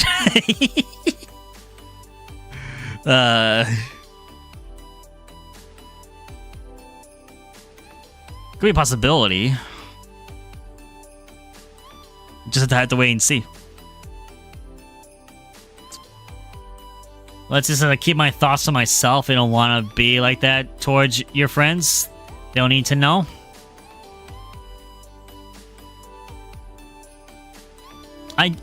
I get it with like not wanting to like I'm not a big fan of the phrase, but trauma dumping. It's like I get that like you don't want to like do the kind of a thing and like be overbearing to friends, which yeah, you definitely shouldn't do. But I feel like just like having a healthy amount of discussion, honest discussion with people who are close to you that you can trust and count on and rely on, then that can be beneficial for your mental and emotional health.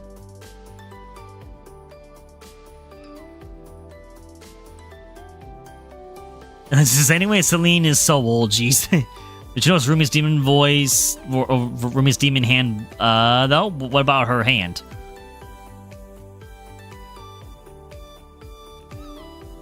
And Endless is breaking news, Endless is going to sleep. Breaking news. Endless has decided to finally go into hibernation. Endless says, have a good stream. You beach bum, I appreciate that a lot, Endless. Thank you again very much for being here. Thank you for getting 2 memberships today. I greatly appreciate it. So we now have the emote. So thank you guys again so much. Thank you very much. It means a lot.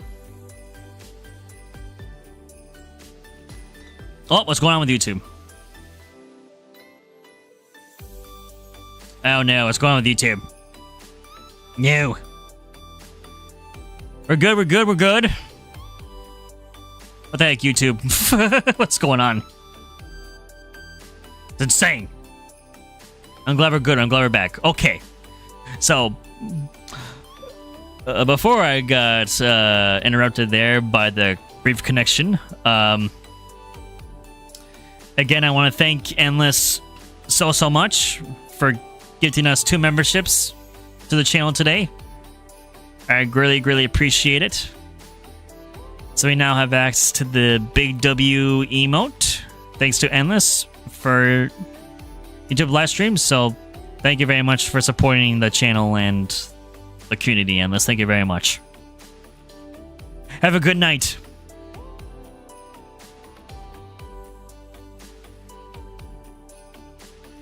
Yes, and the sleeping is in fact crazy. But I'm glad that he's doing it. He needs the rest too.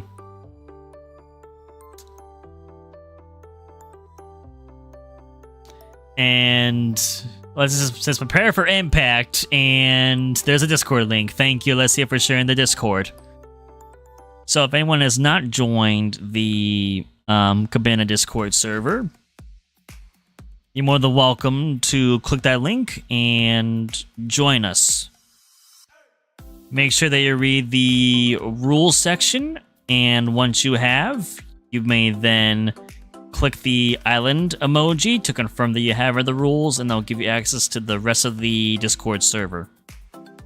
And then you can hang out with myself, with Fizzy, with Endless, with Alessia, with other people in our community. And you'll be able to use emotes such as these on Discord for free. Along with the Big W emote.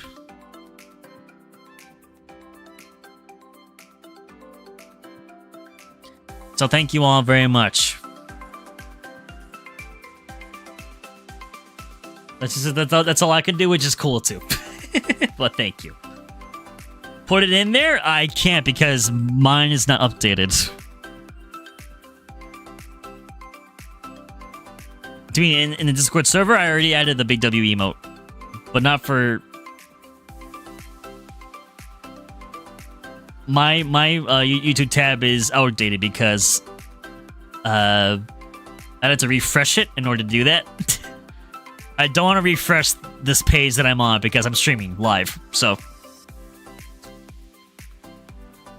I don't want that to end the stream or anything. I want to lose the progression that we've done for the stream today.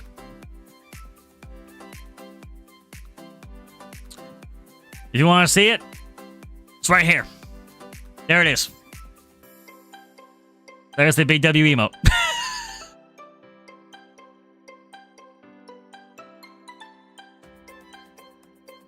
And again, thank you very much, Fizzy, for designing it. Really appreciate it. Thank you.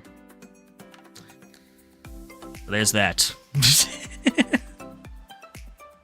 Yeah, one thing that...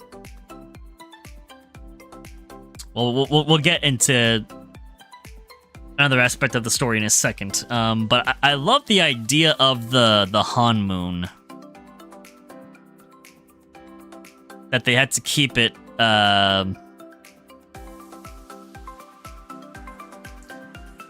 that they had to keep the Han Moon in balance in order to prevent the demons from taking over the world.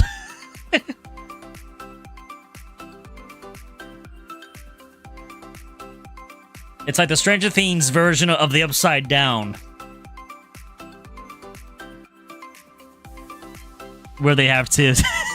they have to, like, keep the world safe.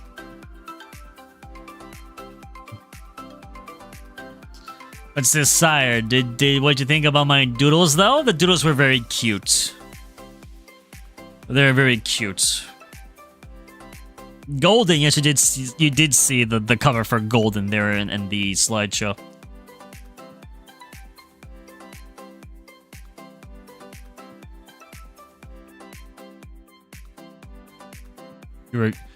You were a ghost. You were alone on double chin. So, is that from the movie? I don't remember that from the movie.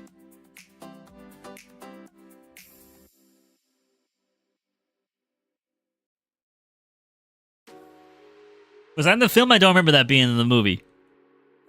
Oh, the misheard the misheard lyrics. Oh, okay. Got it. Got it.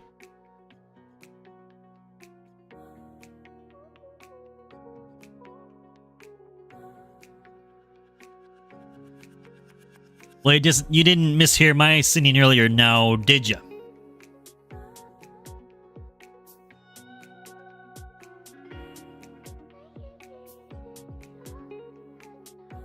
I don't think so.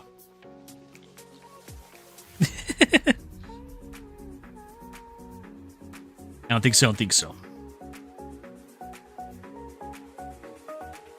So take... So take my ham itself. Insane. Yeah, there's the golden cover right there if you wanted us to see it. You want to see it so badly, there it is.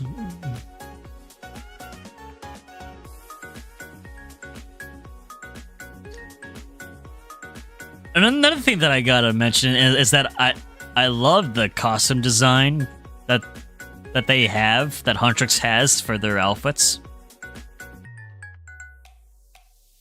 They did great in the costume department.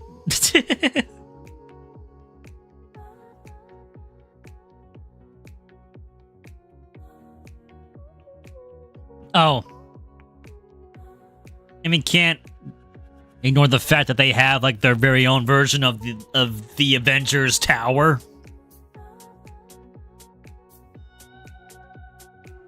They literally have their own version of it as their home. Well, once I saw it, it's like, oh my god, it's like the Avengers Tower.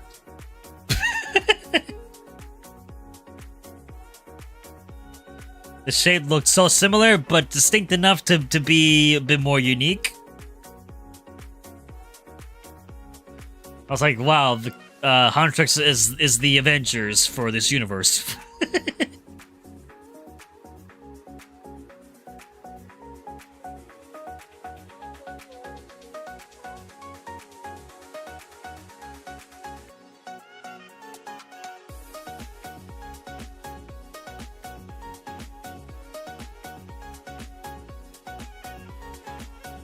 Then let me see. Yeah, then another part of the story that we haven't really discussed about is what Jinwoo had done to his family.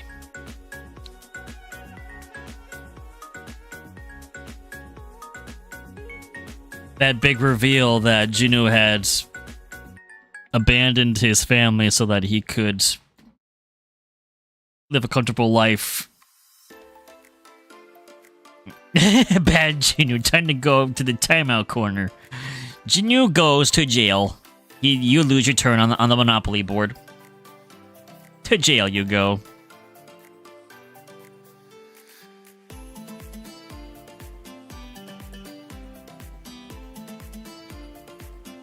AFK Jinwoo. Jinwoo has gone AFK. And he will stay AFK forever. 07s. The fact that counts. It does count. 07s. For Jinwoo. And his family.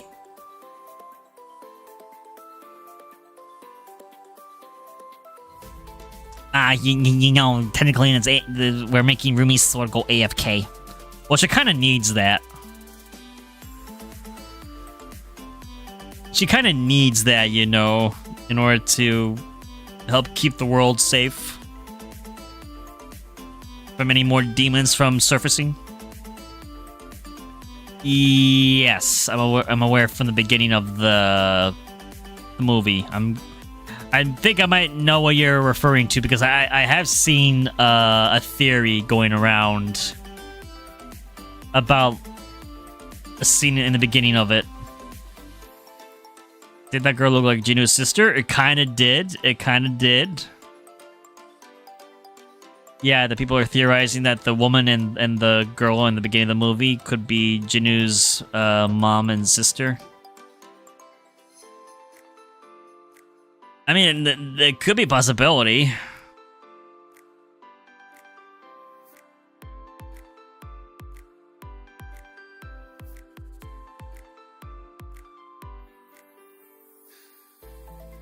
And then I heard another theory that that people were thinking that like there'd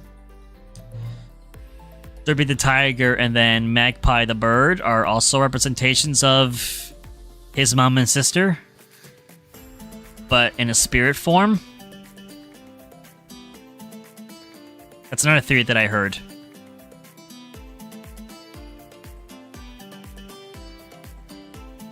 Not sure that's true or not, but... Yo, Archie, welcome to the stream, Archie. How are you doing, man? Thank you for the 5 likes as well. Hope you're having a good day, Archie. Welcome in, welcome in.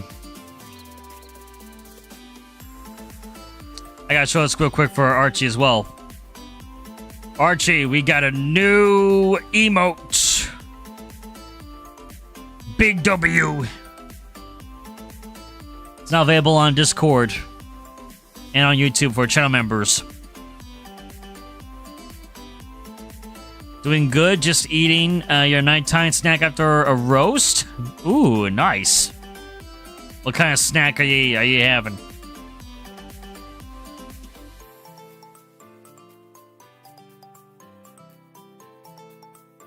What kind of snack would that be? Let's just say I heard another theory about the first season. We see like the same voice type demons. Could be Rumi's dad. That's an interesting theory also.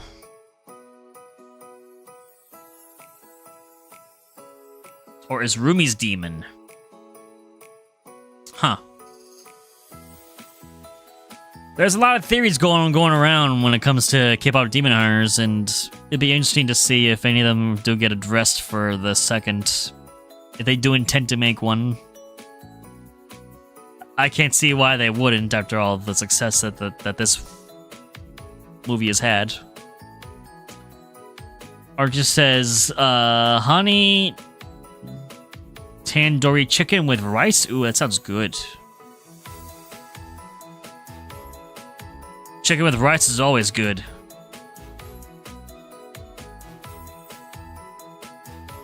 I want some. The heck?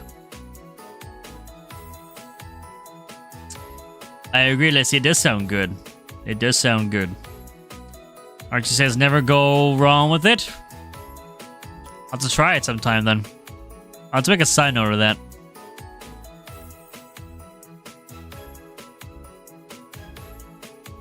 me make a side note of that on my phone.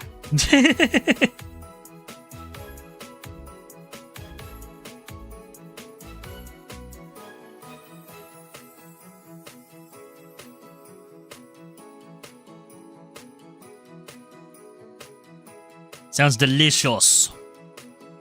Delicious, delicious. But yeah, it was very disappointing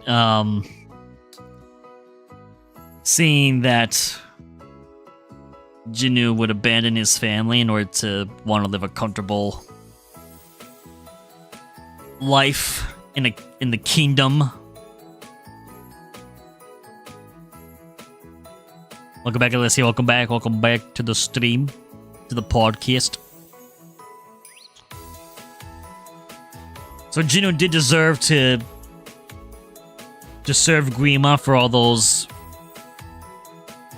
years, those 400 years, for what he did. Had to call your mum.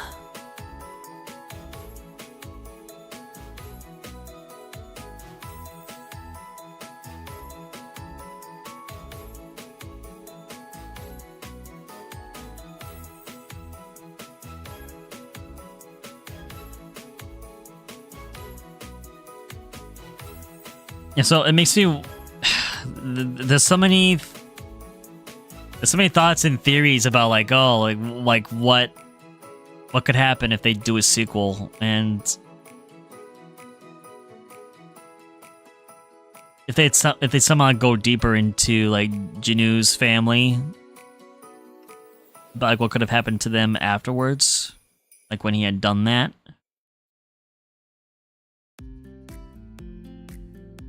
Or, as we mentioned, learning more about Zoe and Mira.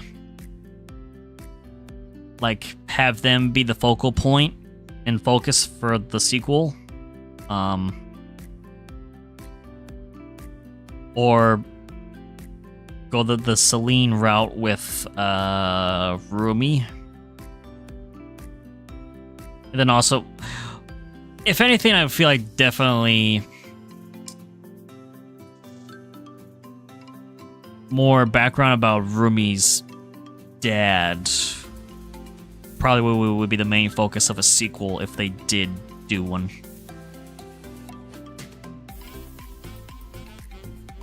Is he a demon? Is he not a demon? Was it Gwi-Ma? Was it not Gwi-Ma? As I said, not but the fans been making chips before me. Oh, I can already probably imagine.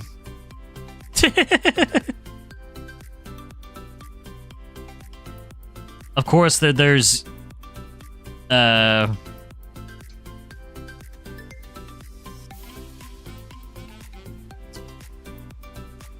me go back. I think it's an earlier one. Yep. Of course, there's Rumi and Jinwoo. And I'm guessing, of course, the people will be shipping Zoe and Mira with some of the soldier boys.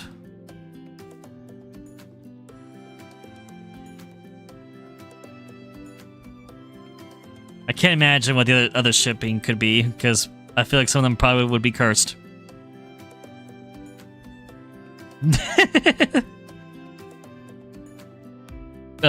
There's always like the logical shipping for characters, and then there's always the over-the-top concerning shipping for characters that fandoms tend to do when it comes to communities.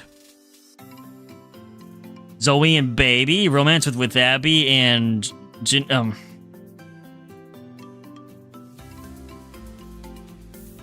Mr. Zoe and Baby. See, this is what I mean. It always happens. No matter what kind of a fandom it is. Whether if it's Sonic, if it's Star Wars. There's always the logical shipping that people do for characters, which, great. If there's a logical, reasonable argument for a shipping, great. More power to you. But then there are those that just are just over the top and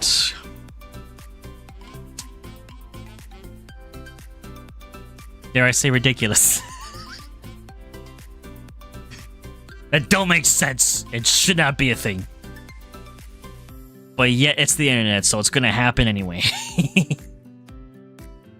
That's how it always is. That's how it's always been. Mira with Zoe and Rumi. My god. Never having a... I should be surprised at that one either. I should not be surprised. Best ship ever is Baby X Hot Sauce. Insane.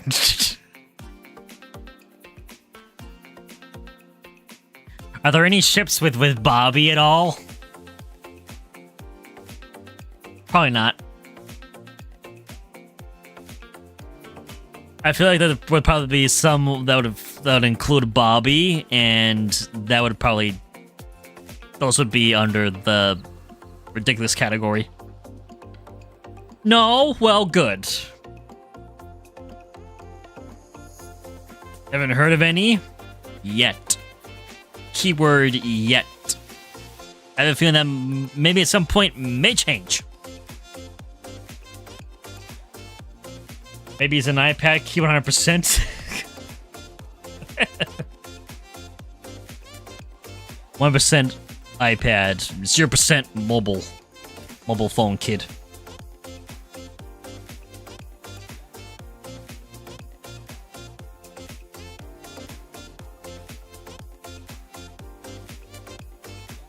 Absolutely insane.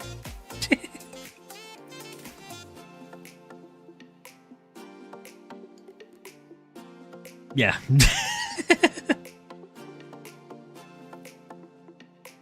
Because, yeah, I'm familiar with shipping, with people shipping characters in communities, because, yeah, the Sonic community is well known for that, too.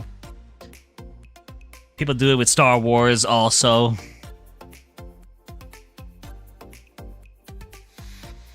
The what if scenarios. What if this happened? What if what if Obi-Wan was with Padme instead of Anakin? And then after that couple got busted at that Coldplay concert, then I would see AI memes of that same scenario, but then it would be like Padme with Obi-Wan, or it would be just other characters from different universes having that same moment.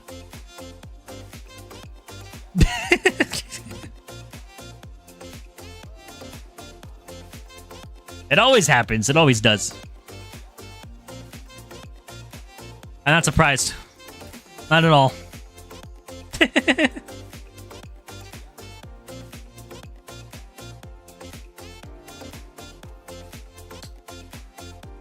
Yeah, for me, this is what it sounds like. Definitely was my favorite song, just because of the magnitude.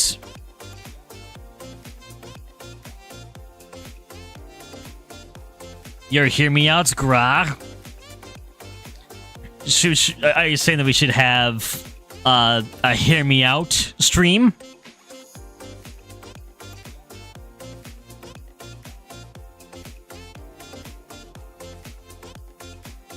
Should you guys be sending me some, like, hear me out themes? Your hear me out suggestions in Discord, and then eventually do a stream about it? And see how crazy you all really are?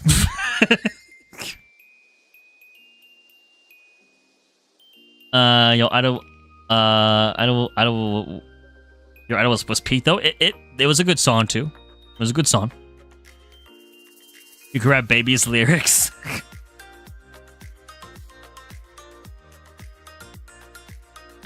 And you're saying maybe to the hear me out suggestion. I'll put that into consideration. Maybe we could do a poll on that. Kind of like what we did with today's episode. This is the result of a poll, so Maybe. Yeah, Archie, that's what I would definitely do, is that I would stream it. And show the world how insane your hear me outs are.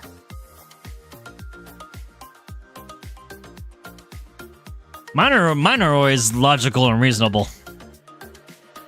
I've seen a couple hear me out videos online, and boy oh boy, some of them are out there.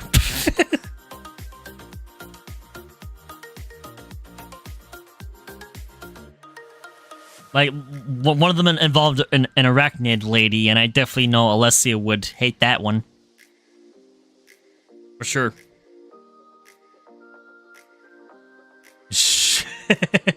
Don't shush me.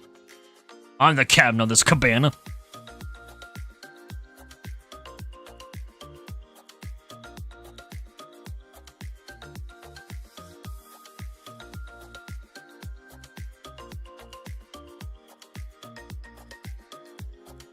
But anywho, yeah, I did really enjoy the final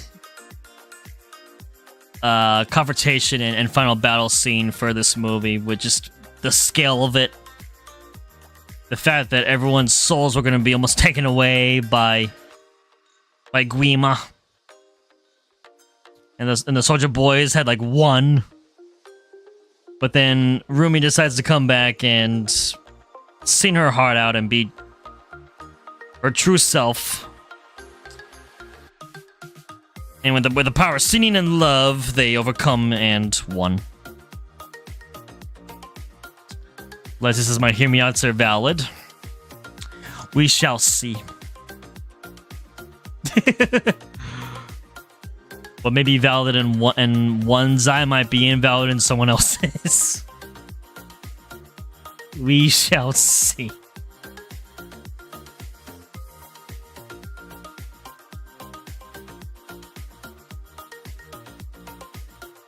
The natural ending was going to be more darker. Do you mean for the K-Pop Demon Hunters movie?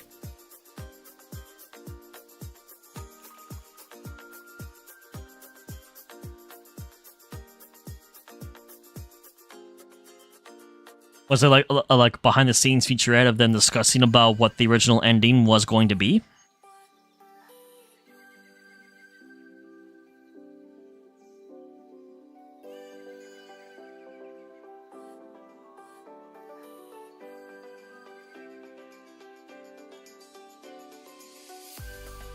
Oh, Gwi-Ma in his real form. Ah.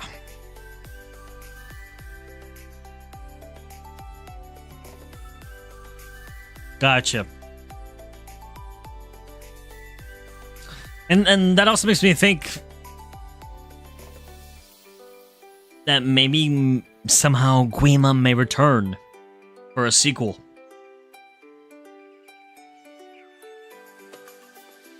Because I do wonder what his true form would be if he did win. Or maybe we'll never know. Maybe it'll be theorized for all of eternity.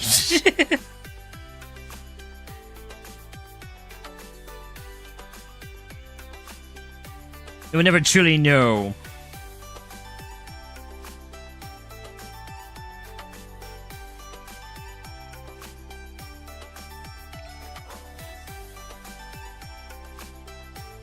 But yeah, what I loved about this scene too was the fact that Rumi was just staring at Juno the whole time. And she was singing to him to let him know that hey, it's fine having the scars and being who you are. And I loved it that he was the only one that was hesitating the whole time and was just like standing there and just taking it all in. And then realizing that he needed to intervene and help save Rumi.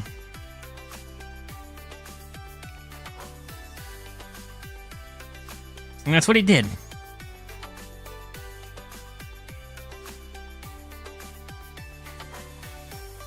I love that he made the noble sacrifice. Maybe shoving Jinu was personal. And that's when Alessia took it personally.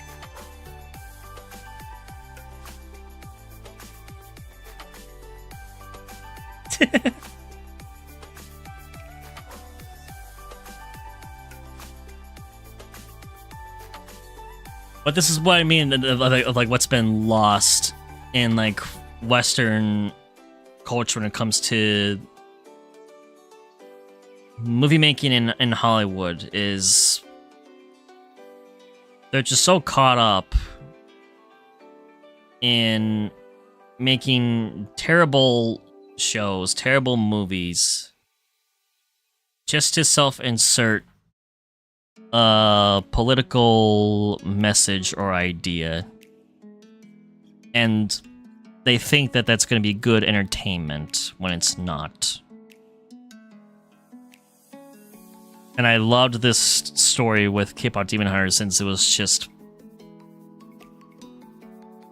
focusing on just being a great story of a musical. And it showed signs of a traditional love story of a man making a sacrifice for someone that he loves. That's the kind of stuff that I grew up on.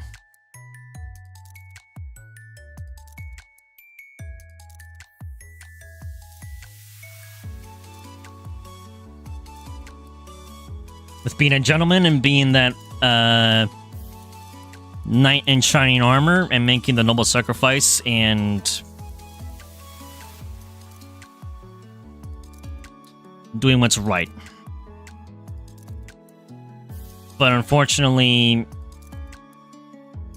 Hollywood, they do not like that theme anymore. They just shove that away nowadays anymore. And hence why a lot of their movies are flopping. And plus, they're also not treating IP properties that they purchase and buy with respect.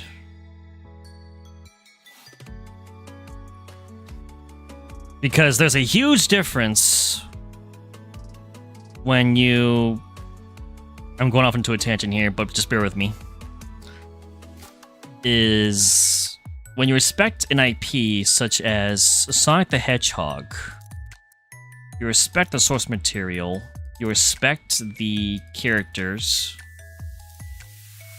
and what they stand for, and don't try to just fundamentally change their character to fit something that you want to push as an ideology.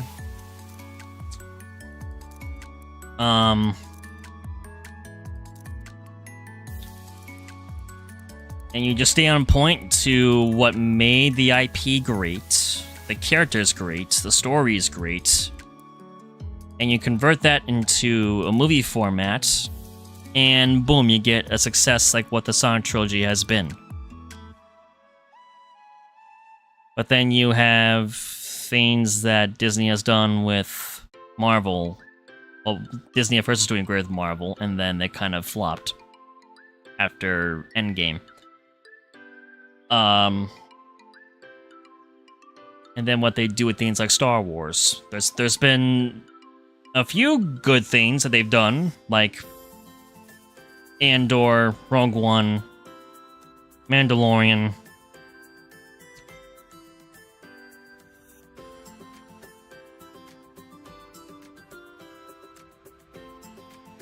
But then they, for the most part, they've kind of just disrespected and kind of just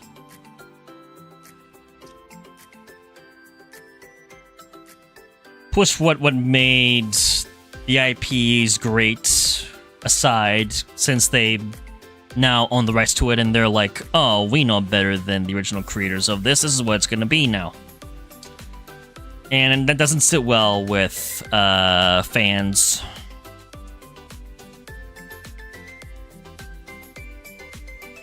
So this brings me back to now KPop Demon Hunters, which makes me very happy to see a story like this being made. You're bad you're at the shop with your dad? No worries, no worries. Don't worry about it.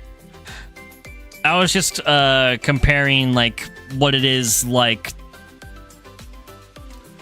when a company respects its IP and uses it properly, like what has been done with the Sonic movies, compared to companies that disrespect IP and source material, like what Disney has done with Star Wars, and has done very more recently with the recent Marvel movies. They were doing great with Marvel up until Endgame, and then it kind of went downhill after that. Yes, the Sonic movies are peak, and that's what happens when you respect the source material and the characters, and you don't try to change them or try to change the messages or story themes.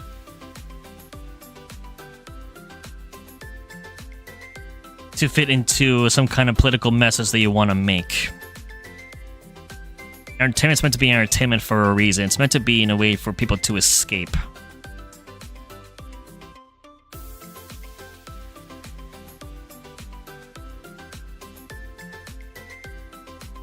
And when you don't do that and you decide to use an IP as a vessel to push forward a message politically, then the escapism is gone, and then it kind of just kills the mood, and then it makes people not want to watch your content anymore. And that's why I love something about KPop Demon Hunters. Well, I'm coming back to KPop Demon Hunters. I'm coming back. Hey, hang on. You're not getting my point here.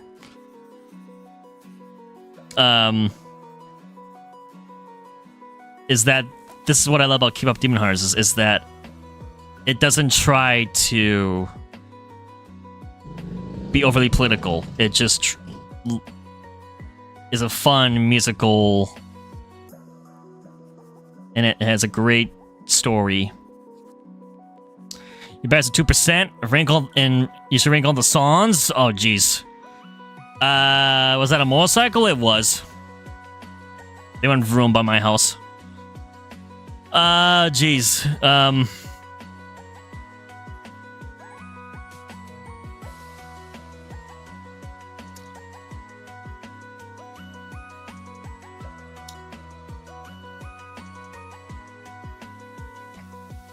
I definitely would say well, it sounds like it's number 1 for me. Free would be number 2.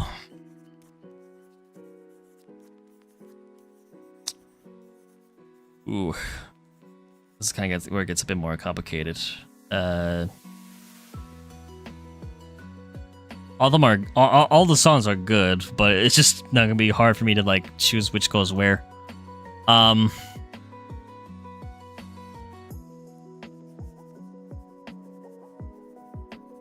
Maybe Takedown.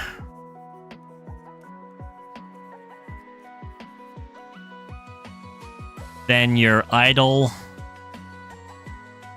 How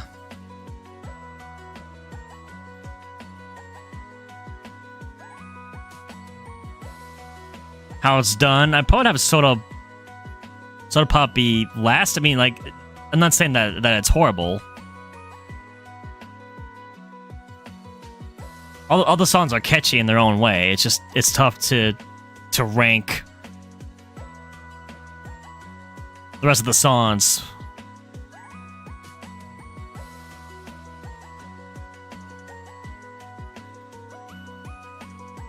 So about Dancing was crazy, bro. It really was.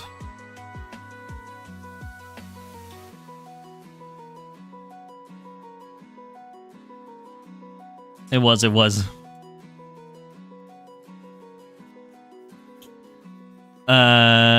Their legs went crazy. Their legs did.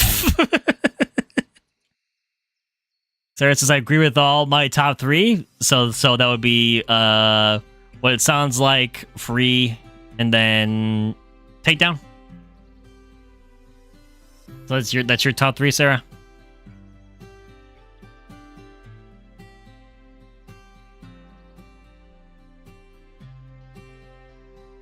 Oh, wait, did I mention Golden?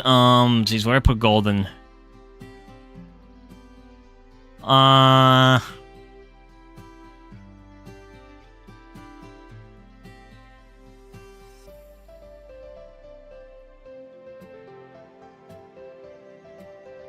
definitely would have Golden be above how it's done. Oh, no, never mind. You didn't hear those? Oh! What are your top 3 then?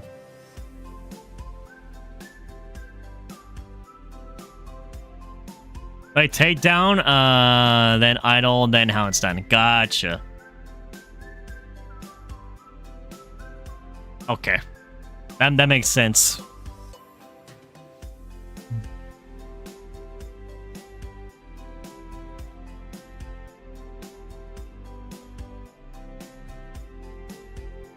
Yeah, all the songs are great.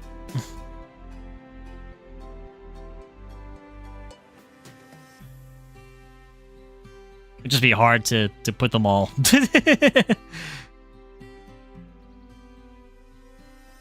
Lesia, it would have to be Golden, Idol, and How It's Done. It's interesting to like hear everyone's perspective on like what their favorite songs are. BRB chat sounds good, Alessia. Sounds good.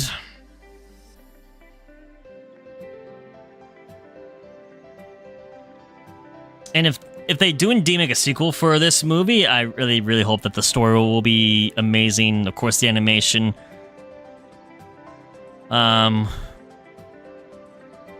And the songs.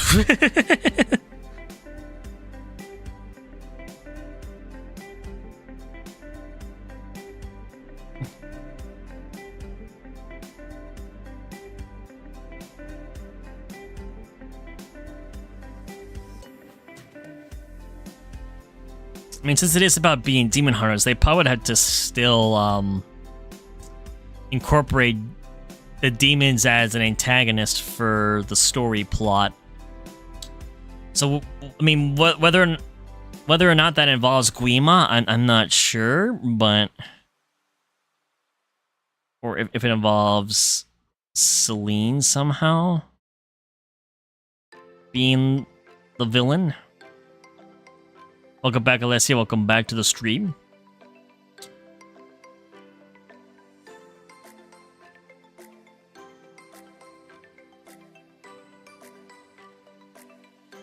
But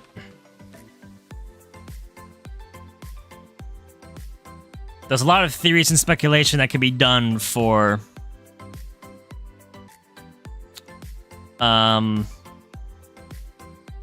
scenes and moments that happened in this movie, and then what's to come in the future for a sequel.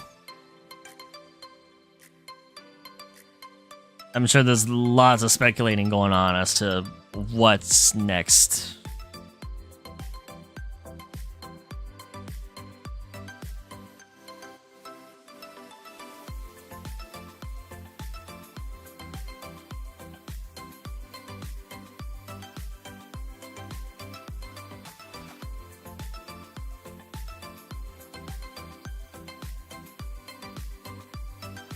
Because man, oh man, it would be definitely tough to try to like top this movie for sure, especially with sequels, because it's definitely hard to make a good sequel. And that would be just as good, if not better, than the original. So, but with the right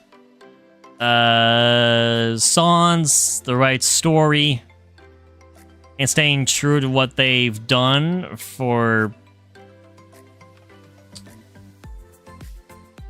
this movie, then I think a sequel for KPop Demon Hunters can be great. You're back home now, and you have to be. You must be very quiet.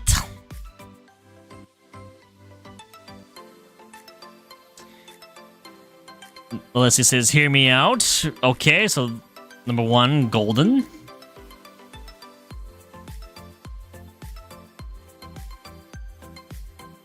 To be your idol. 3, how it's done. 4 is takedown.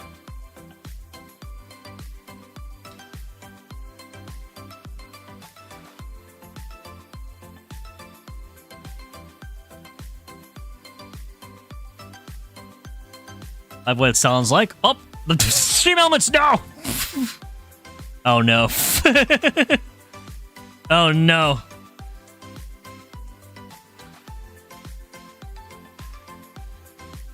Stream elements, why would you delete those messages? No.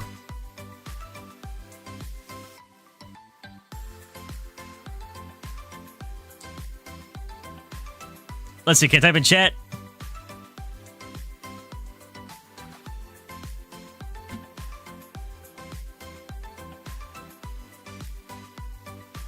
Oh no. Hang on a second. Fizzy. Fizzy, if you're still here.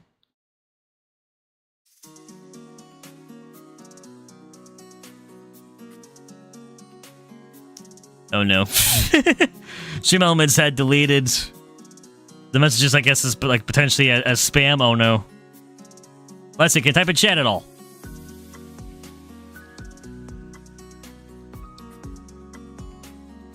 Alessia was typing out her, like, list. You were in timeout? Oh, no. Okay. Be very careful.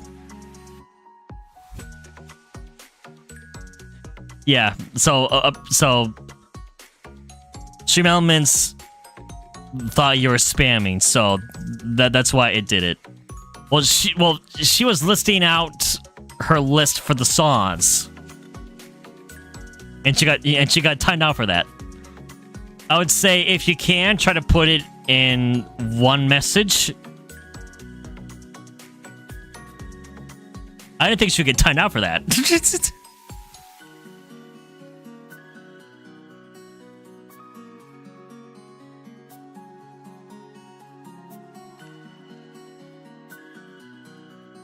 Yeah, she's listing just like her order for the songs. If you can do it in like 1 or 2 messages, feel free to. Just be very careful, because the chat bot will do that. Anyway, you're gonna say 6 was free and then 7 was Soda Pop. I'm surprised they put what it sounds like at like number 5.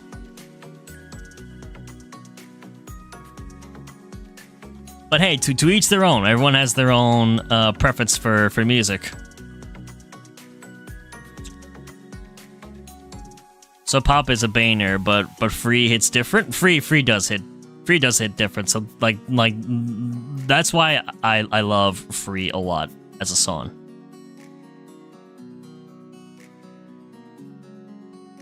Because free is a song that you can, like, even if you didn't even know what KPop Demon Hunters was, if you just heard the song Free and you had no idea, it's still gonna be such a relatable song that anyone can enjoy and love listening to. So that's why I have Free at number 2 for me.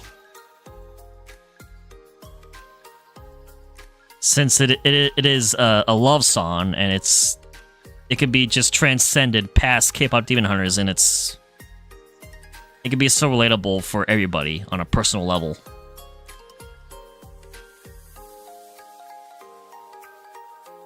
It is peak, but you like the rapping a lot more.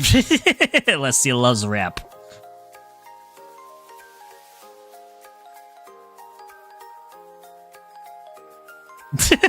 Oh my god. So I'm guessing you love a lot of rapping music then, as well.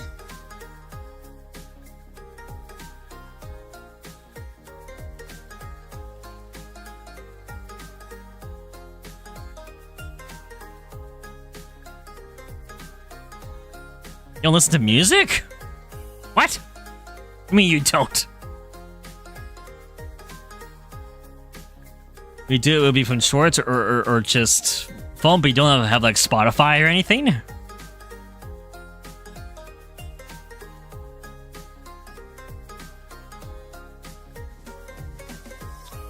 So for K-pop artists, you do, okay, but you just don't like, really listen to a lot of artists out there. You just listen to just whatever music you like it and hear.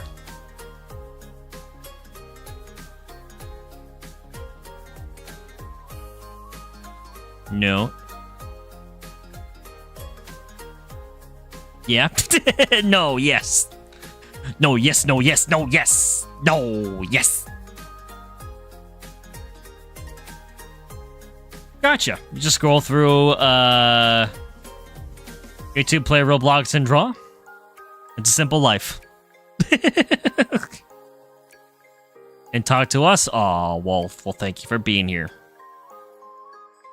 That's a simple life, and honestly, like that's kind of like how I am too. And sadly, jail, aka school.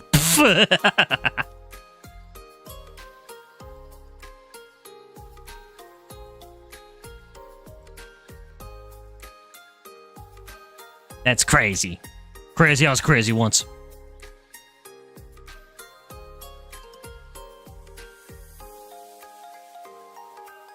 But yeah, that's kind of like how I am. It's like I don't listen. I mean, there's some artists that I do love to listen to. For me, it's all a matter of just if I like the music, then I'll listen to it. But I don't go out of my way too much to try to like find new music, unless if there's like something that intrigues me.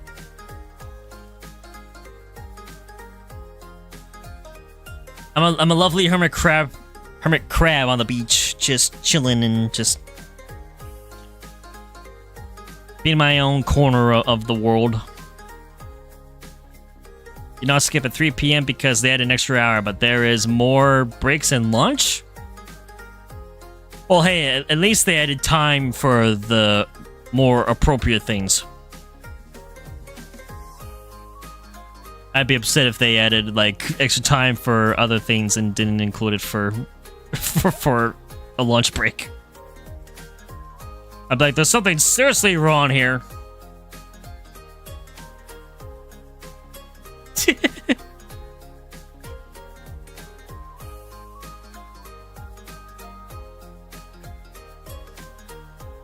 think 25 minutes for a break and 30 minutes for lunch? That's honestly pretty good. But no phones.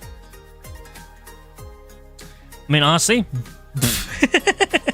Oh, you get sad.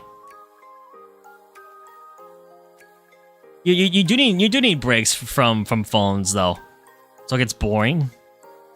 Like, but you do need some away from screen time though to just be a human being and be in the world. Everyone needs a break from screen time and technology.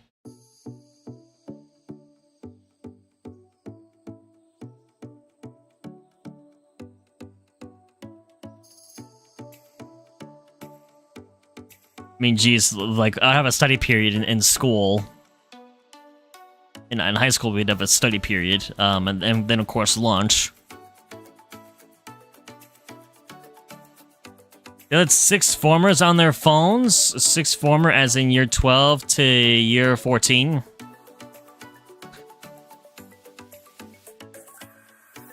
That's a little bit unfair to not let others be on their phones either. I'm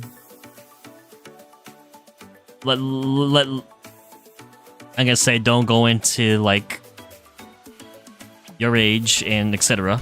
But I'm just saying that it's just like, oh, like if students are older, then yeah, they're gonna get the perks that you're not gonna have. But it should be enforced across the board fairly for everybody. That's how it should be. Because now you're just playing favorites. Oh, yeah, that's surprising. Everyone's gonna stick onto their phone, yeah. For you to just check the time. That's fair.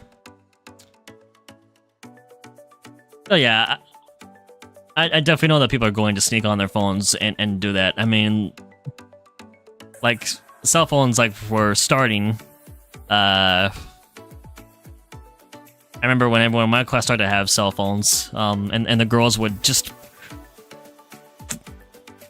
The girls had it good because, boy oh boy, like, when I was in school and we had cell phones, it was a lot more strict back then. If you got caught with your phone, they would take it to the principal's office. The first offense, they would keep it for a day, that whole day, and you couldn't get it until the end of the day. Second time, I think they would keep it for like a week or for maybe like half the school year. And if you got caught for a third time, they would keep it for the whole school year. That's illegal. It's what they did back then. They were more strict on phones back then.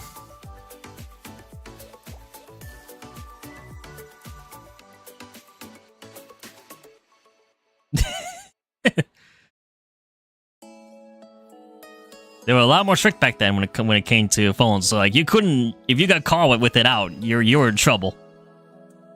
So I always just left mine in my backpack in my locker. And I would just wait to grab it at the end of the day when school was over. Then the girls though had it lucky because they would have their purses in class with them, and they would just put their purse on the desk, and their hands would be in their purse, and they'd be acting as if like they're like grabbing something from their purse, but they're really just on their phones.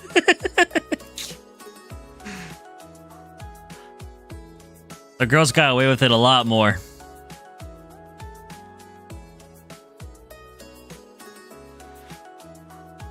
Fizzy says you would get fined if you're caught with phones. They take it, and it's a $25 fine for the first offense, $50 for a second, then it would go to $100, and then $100 again. Dang! It's insane.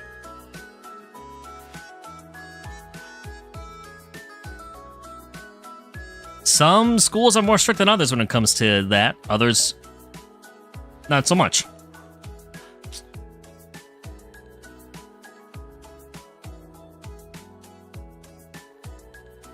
Times have changed. Dang.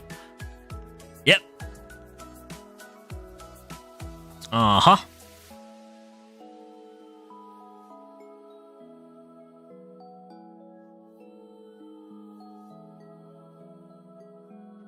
And I did the same thing too with college. Like I would not go on my phone at all. I didn't want to be rude to the professor.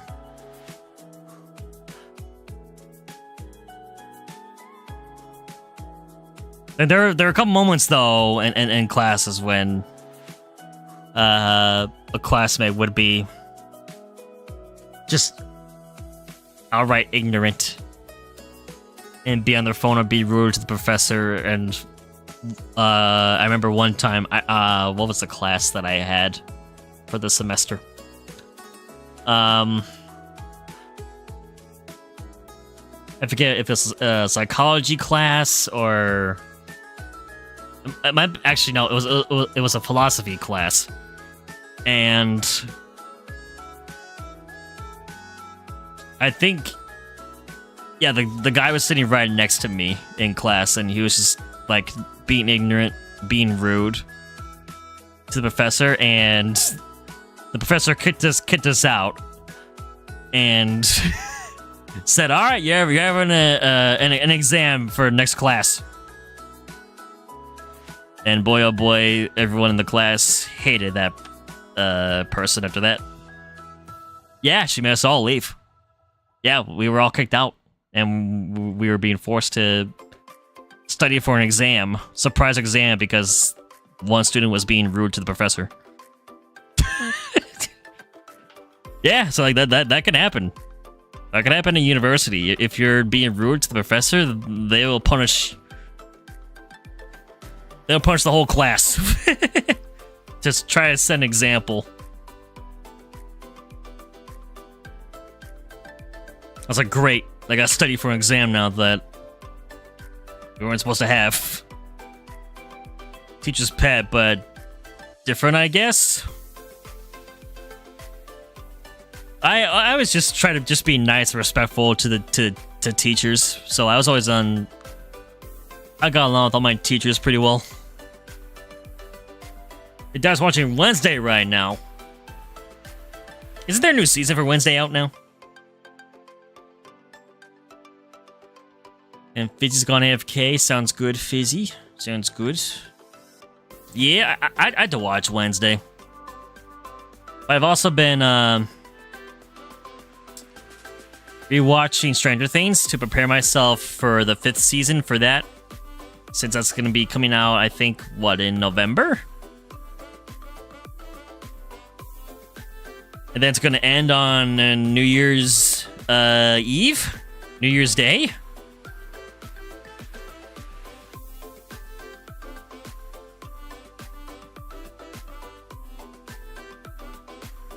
So I'm rewatching Stranger Things this weekend.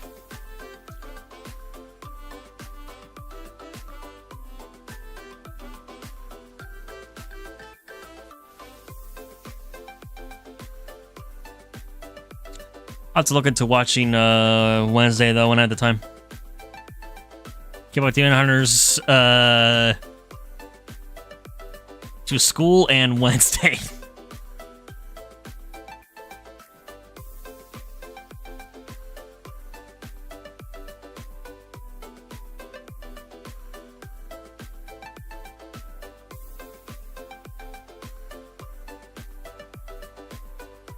I'll look into it.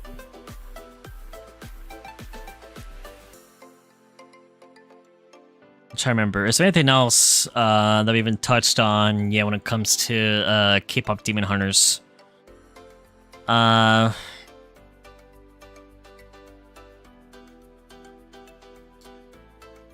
Get some of the songs and seen them. You mean the K-pop Demon Hunters songs?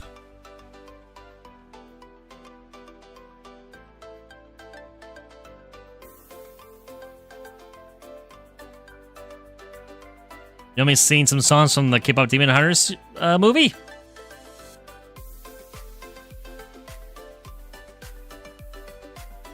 Yeah, I can't sing all of it because I probably get copyright for that.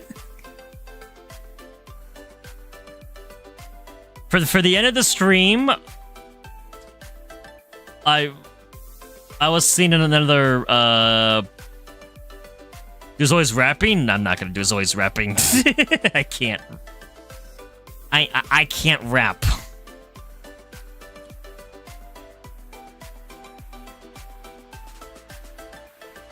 I could sing another part of what it sounds like for the end of the stream.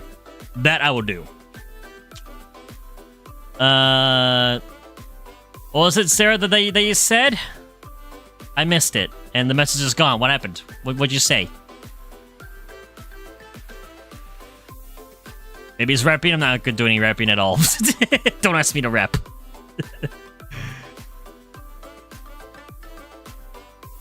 I can try. She said she was homeschooled. Oh. Yeah, homeschooling definitely is also a different experience.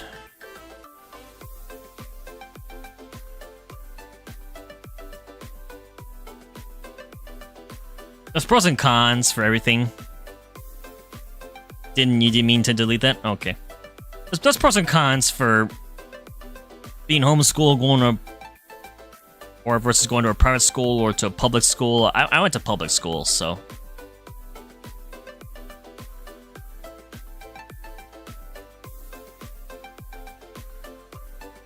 One of your friends went into homeschooling and since year 8. So sometimes it's just better for others depending on the circumstances and situation that they're in.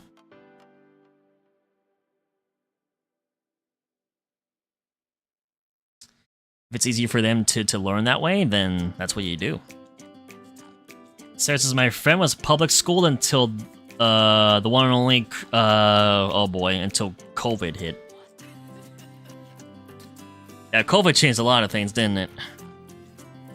I mean, I was already 3 years out of college by that point, after COVID had happened, so. I was already working my job full time. It really did. It did a lot. 2020 was a rough year for everybody.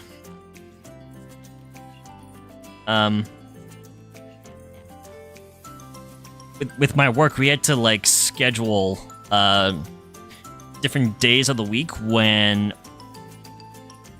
we'd have different people in the company come into work, so that we wouldn't be all over each other when it came to spreading COVID. So like one portion of my coworkers would come in like on Mondays and Wednesdays, and I would come in on like Tuesdays and Thursdays to the office, and we would have disinfectant wipes, and we had to go around and make sure that we wiped down all the light switches and handles on the doors, and we'd keep our doors closed while we were in our office. We'd have a lot of more Zoom meetings and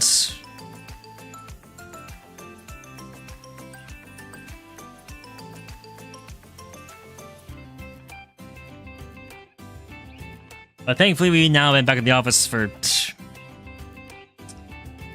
is that to like 2021, of course, when things started to change and we were able to start to go back. So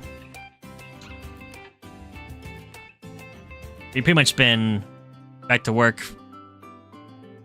full time since then. You got deformed lollipop. It's a special lollipop.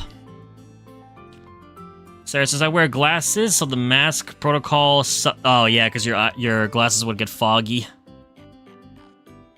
Anytime you exhale, your glasses would fill with fog, yeah. I do have glasses, but I don't really wear them, because I don't really need them.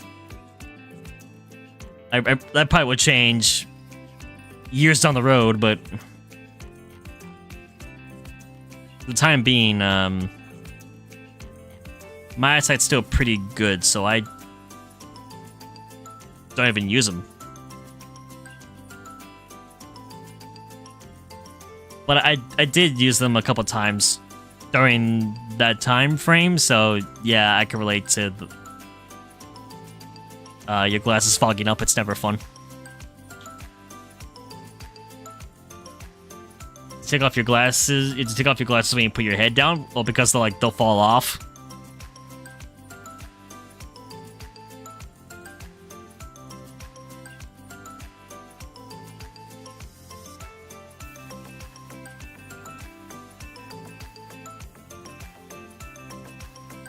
Is that why? Not only that, but it's so uncomfortable. Yeah, I had to wear them for a while. It can be.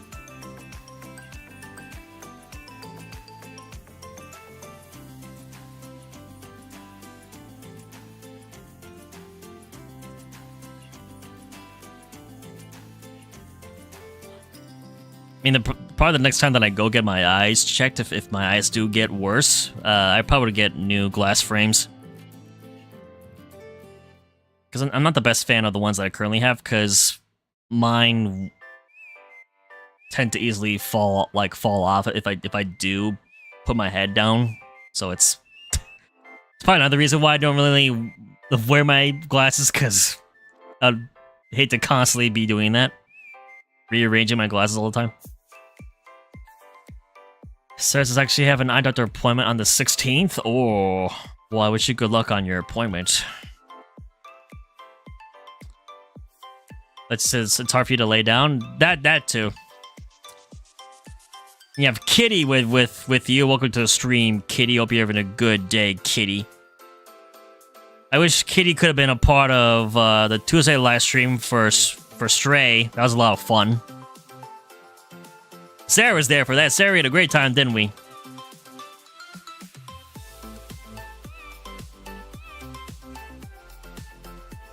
The eye drops suck. I never had to use eye drops before.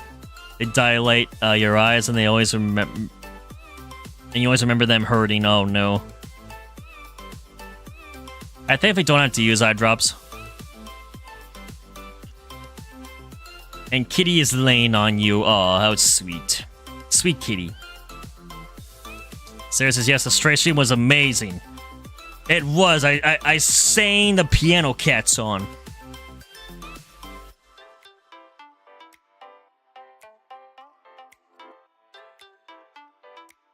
And just for you, Alessia, I will do a rendition of it right now. Oh, sing us a song, you're the Piano Cat. Sing us a song tonight. With the moon with the melody. Oh, you got us so feeling alright. Oh, meow, meow, meow, meow, meow, meow, meow, meow,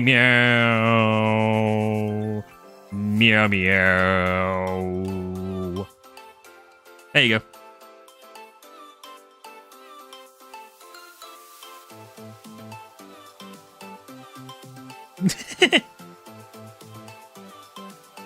The Stray stream was a lot of fun. I'm looking forward to streaming that again on Tuesday.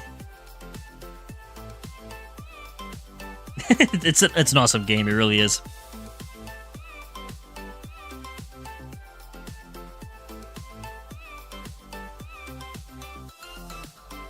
Kitty was like, he speaks my language.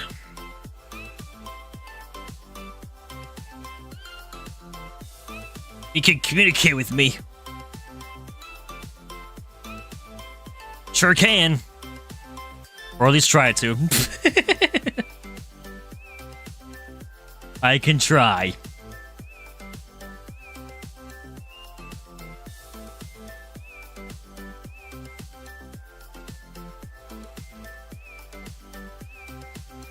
You've been lying now for almost 3 hours. Man, oh man, where'd that time go? Your cat is a mastermind. Let me tell you why. Why is that?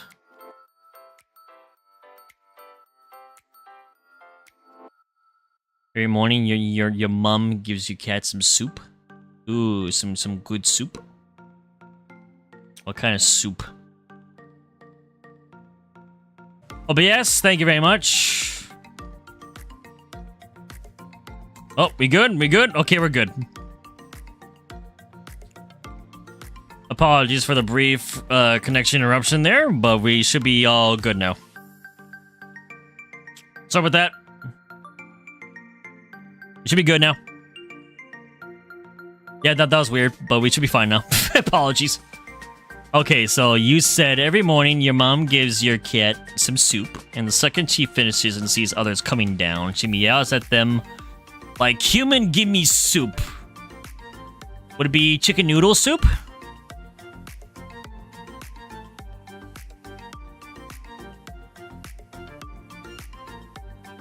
No, it would be some other kind of soup.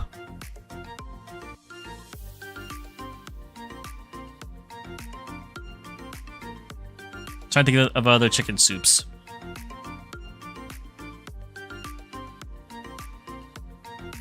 Oh, salmon.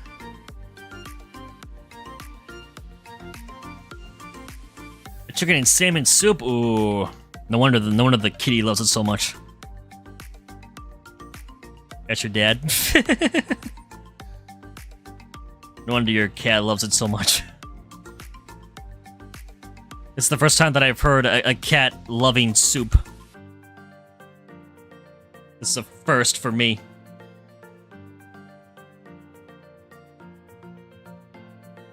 Then again, my mom will literally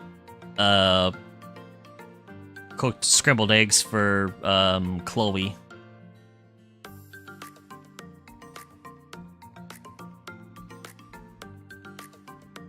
So you guys ask your mom, like, Mom, did you give kitty soup? Did you give kitty soup? What a question to ask. Chloe's a healthy doggy? She is. All of her... And she doesn't eat, like, processed, like, dog food either. Like, she actually eats, like, cooked chicken and carrots, rice, sometimes green beans, and they'll be chopped up.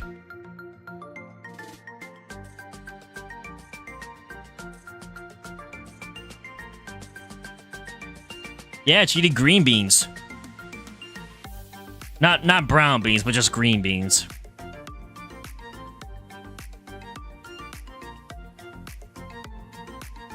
Chloe gets her protein and vegetables. Fizzy Chloe eats beans.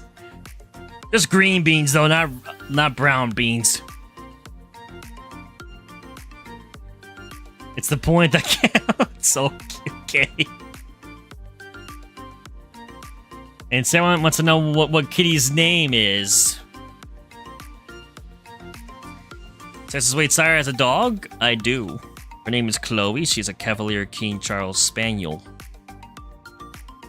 I'm pretty sure that I've shared photos of Chloe in the Discord server, and I've shared photos of Chloe on my YouTube posts and on my Instagram stories too. Sometimes I shared pictures of Chloe before on Instagram. Kitty's name is Kitty. Kitty the kitty. I love that. She's a Siberian cat. Kitty. There's AFK. Sounds good. Kitty the cat. Yes. Yes. Kitty as in like Hello Kitty? That's true. That's also true.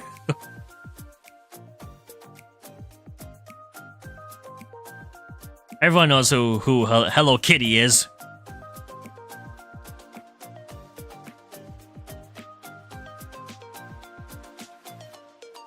Does Kitty sleep with you at night?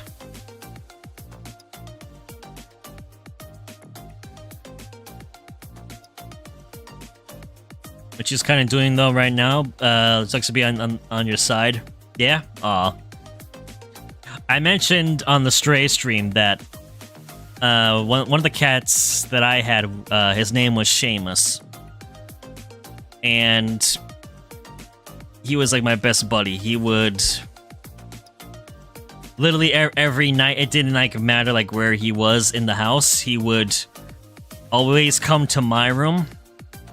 And sometimes my bedroom door wouldn't shut all the way, so I would just have like I would just have something wedged up against it to try to like keep it closed. And I would literally hear him like nudge his way through the door every night. And then he would hop on my bed, and then he would curl up in between my legs and sleep there every night.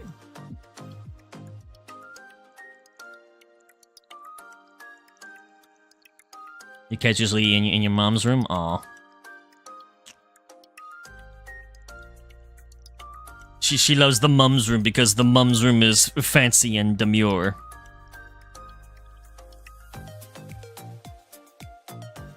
Is that why?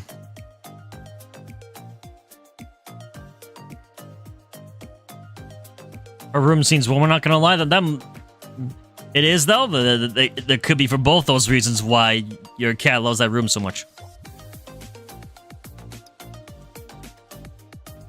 a lot bigger? Yeah, there you go. That's another reason why. It's a bigger room. The cat's like, ooh, more room for me to explore, move around in. I like this room.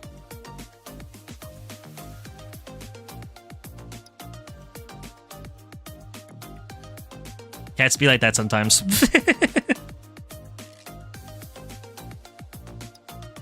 Maybe one day I'll get a cat again.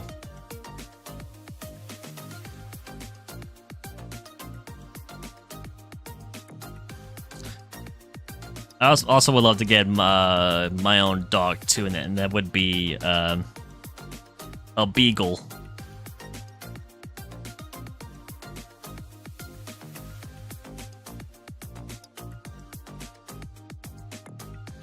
Beagles have been the one dog breed that I've always wanted to eventually have. So one day I'm gonna have my own beagle one day.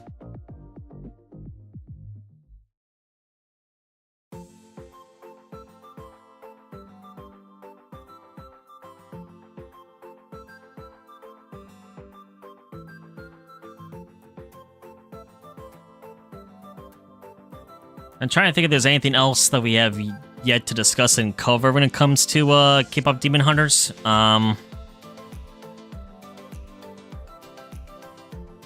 think we've covered pretty much everything, I think.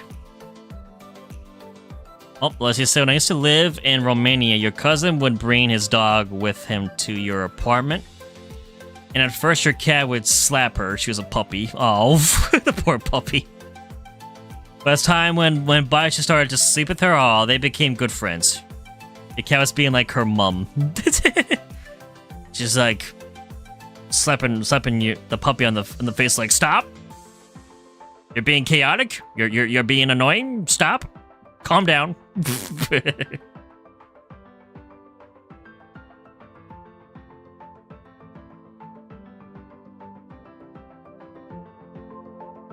That's very sweet, though, when pets do get along.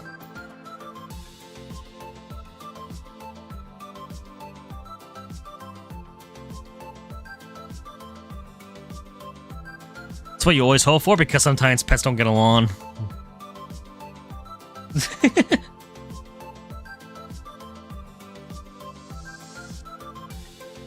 And I think it would be better, like, if I were to have, like, a cat and a dog. I think I probably should get them both kind of like sort of similar to the same time, because then they could at least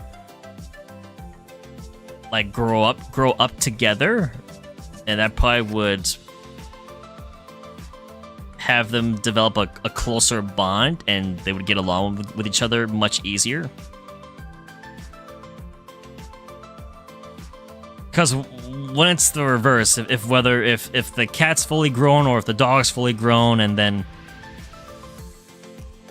the opposite is like a puppy or a kitten, then it kind of makes it more difficult, I think, for them to develop a bond.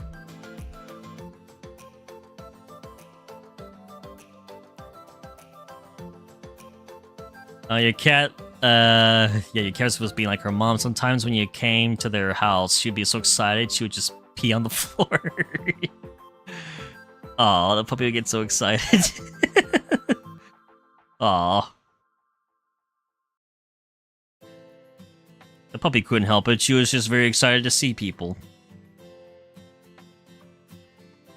Yeah, like puppy and kittens. Yeah, I think that's what I will do in the future. Whenever I have the option to get my own pets.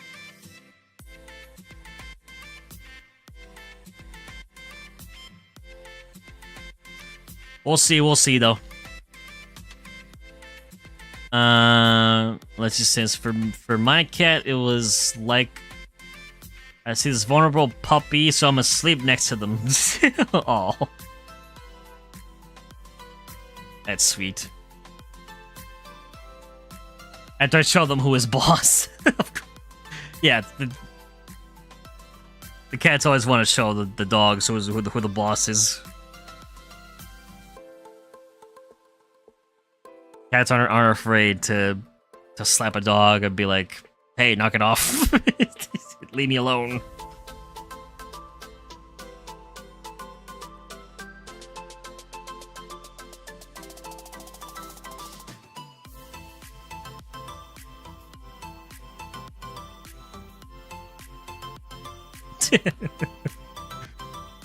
Oh, you gotta love it with pets.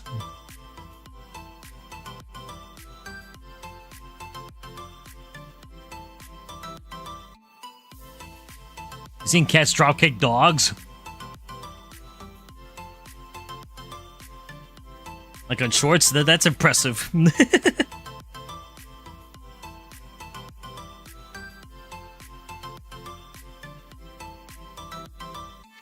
It's impressive if a cat knows how to do that.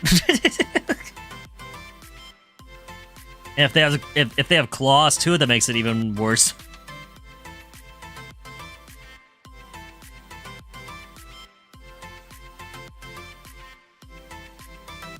They're a force to be reckoned with.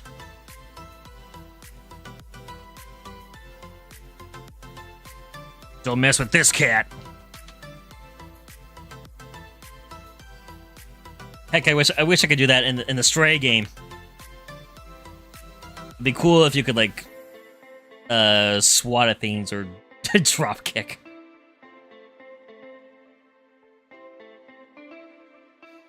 Your cat bites her claws sometimes to style them. Or probably to trim them and take care of them, I would imagine. My cats always had their front claws declawed. Well, two of them had both their front and back claws declawed, and then the one just had the front claws removed.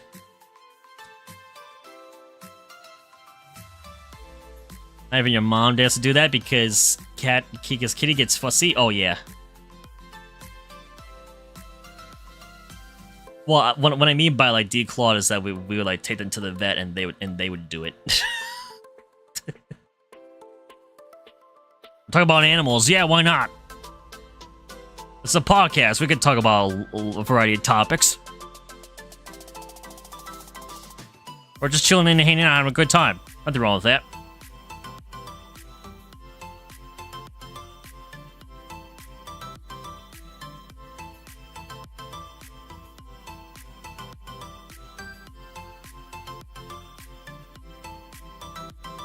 Horses, you gotta like take all the monkey stuff out of their shoes, aka their hooves. Yeah, I have seen videos of people like shaving like hooves down that have like been like badly like needed it.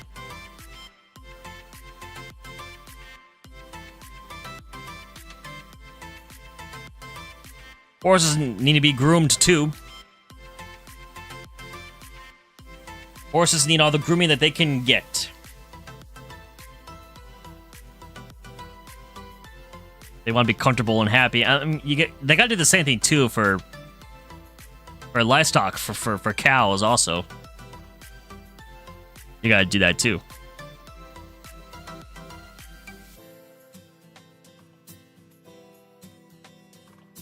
And I've seen the big machine that they wedge them in to keep them in place.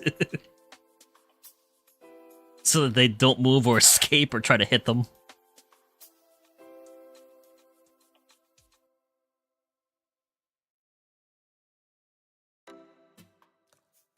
It's pretty neat.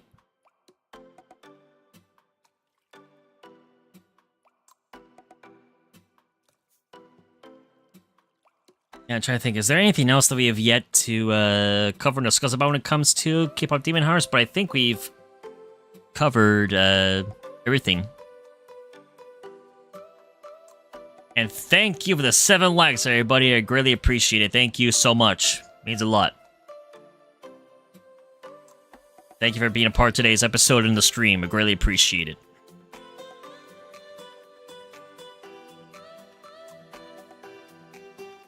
Actually, it's 8 likes. Correction is needed. Well, thank you very much.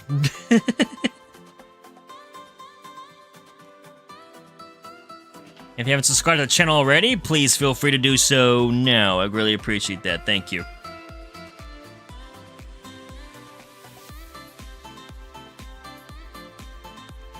Let's get to 800 subs.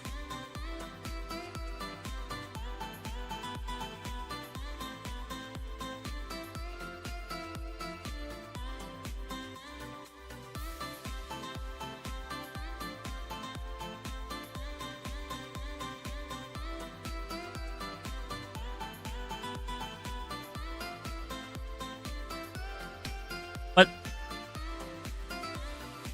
When you sing Golden? I'm not singing all of Golden. I'm not gonna get No, I'm not gonna sing all of it. I'm not getting copyright striked. Because I probably will.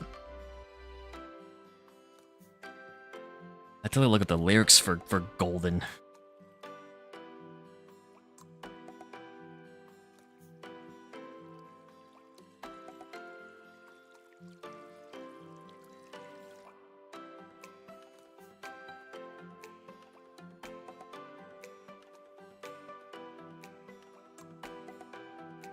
I'm trying to like see here. Like I can't even like remember like the beat of it either.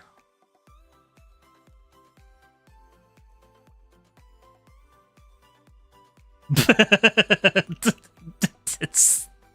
can't believe that was like misread for lyrics.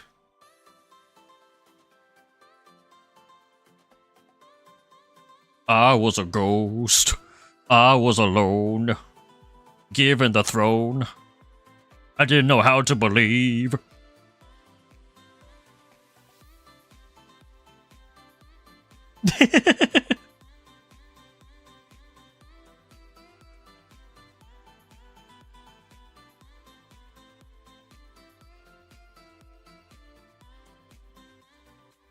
So. I think we're probably gonna be getting close to the end of this podcast stream. So what? Yeah, I will sing a little bit more of what it sounds like before. We go. Yeah, perfect peak. Why? Thank you very much. Thank you. Thank you.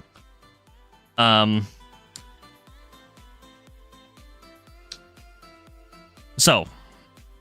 My overall thoughts on KPop Demon Hunters is it was great. I really enjoyed the movie. It's been one of the best animated movies that's come out in a long time. And it wasn't made by Disney, which is another incredible feat. I mentioned it earlier on at the start of our discussion and thoughts on it, is that I really do genuinely feel like that K-pop Demon Hunters does feel like this generation's version of Frozen, which is how impactful that it's been, the amount of watch time, the amount of views that it's gotten on Netflix. It is becoming its own phenomenon. Let's just have a photo from the takedown scene. I probably, unfortunately, don't. Unfortunately, I don't think I do.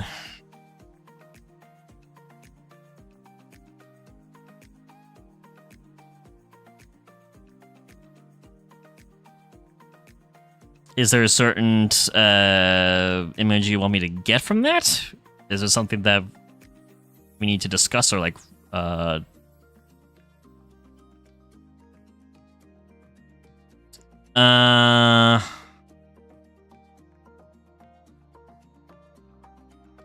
her hair gets messy. Shell's like our secret is now known.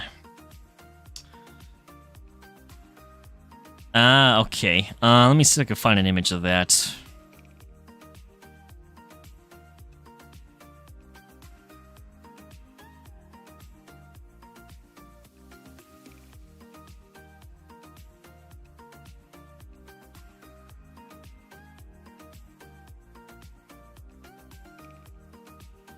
Or if I just type, like maybe roomy, messy hair. I can find an image that way for it.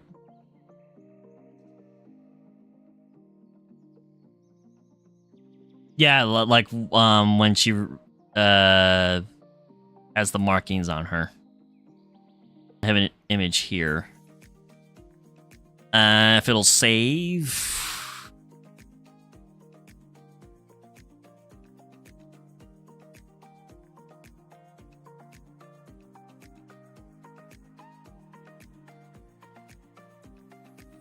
Going overloaded? Oh my god. Alright, hang on.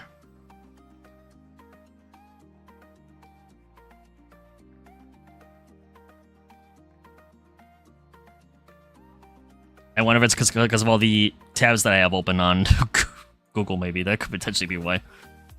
Let me get rid of these tabs. There we go. Hopefully that helps. That could explain why. So apologies for that brief issue there. Let's just say the amount of detail that they put into it is crazy. It really is. They did put a lot of thought into this. So I did find an image. Where is that image? Where is it? Where is it? There it is. This. Hey, why do I don't leave so many tabs open? Excuse you.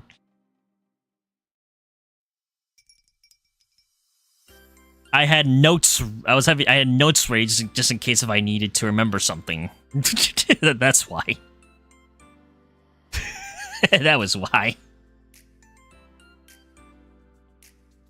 So yeah, this was the moment when Rumi was revealed to have the demon markings on her. And like you said, she has the messy hair. Yeah, and I loved how the markings were glowing on her, and then as you mentioned, her demon voice. Just peek, like look at her hand. There's a 3-hour mark, almost 3.5 hours actually.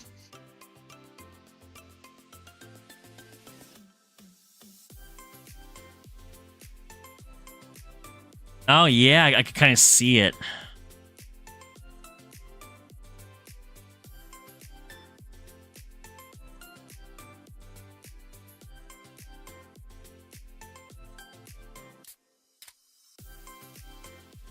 Now they mention it, I kind of see it now.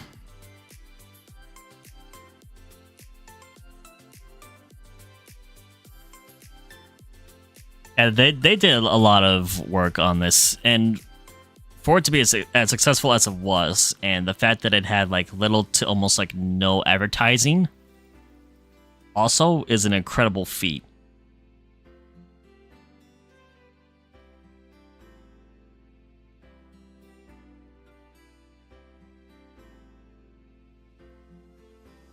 But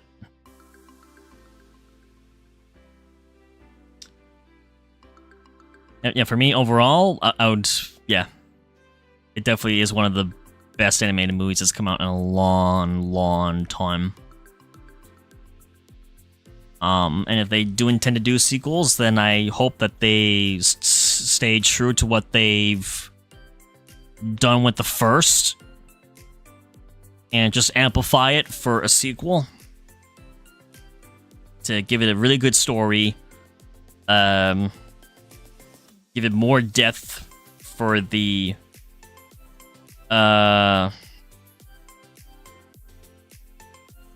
universe, for the characters, and of course just add some more awesome badass choreography scenes and some great music and songs,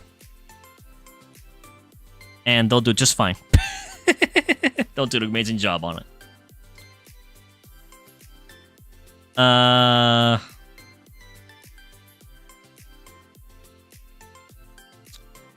Let's just, I love the colors on her patterns and her half eye. Yeah. Let me go back to that image.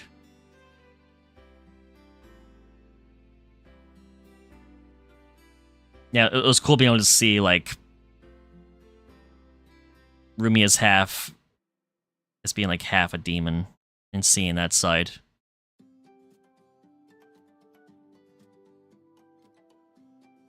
Like the half eye and half demon hand shows how she's half demon and half hunter. Yeah, she's not fully a demon, so there's gotta be some characteristics to show just like her human side also. And her demon side.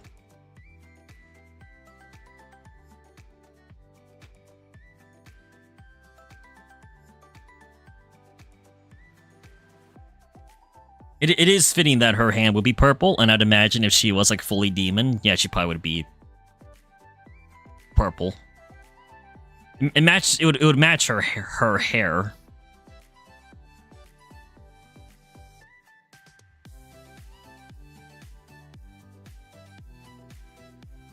Just realized what?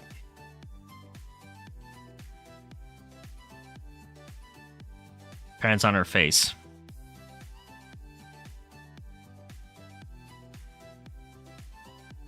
Are half lit and half are just plain. Yeah.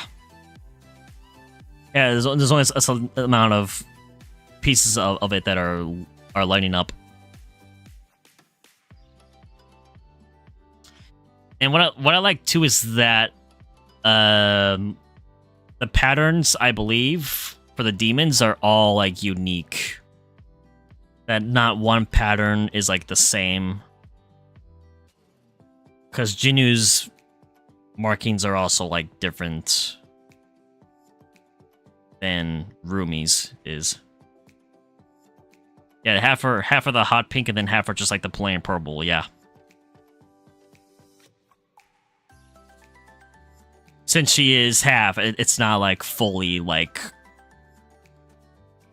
taking over and corrupting her. I mean, like,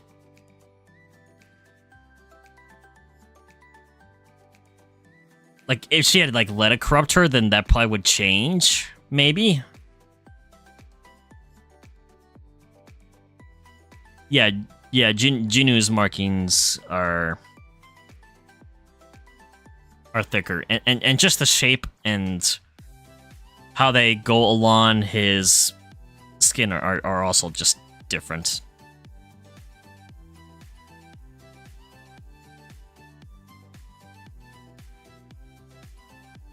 Which is a nice touch.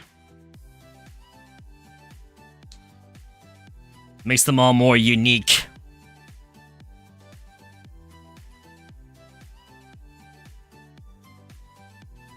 Gotta love it.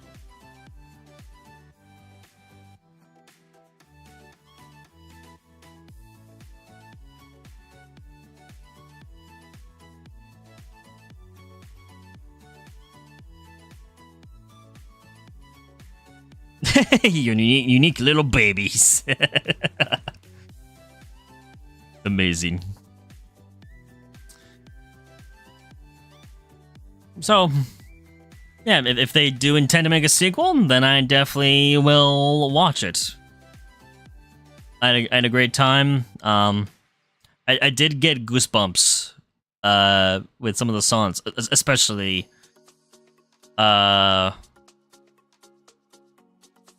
with what it sounds like. Once they like all harmonize together as one for that song, I gotten goosebumps. Let's just wait. If you think about it, Rumi has long hair and has trauma. Yes.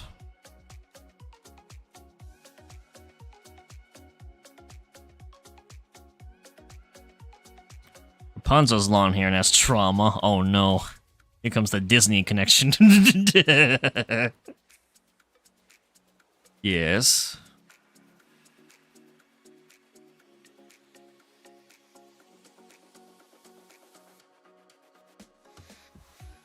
It's like long hair means bad. Are you saying if a woman has long hair, then it's a sign for something? Is that what you're saying?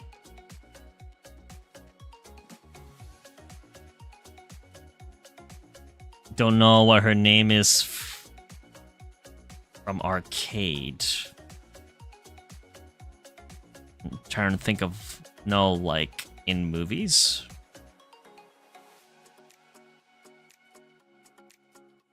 I'm not quite sure what you're referencing.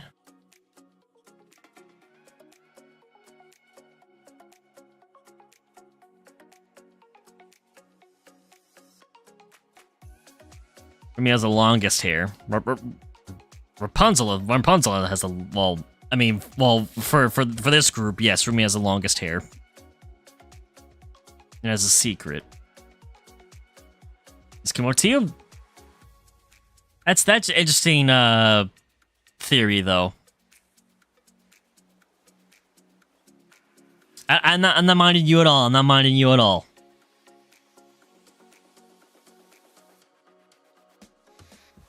Like we were discussing earlier, that there's been like lots of theories and speculation going on that people have been like asking about the characters and the movie.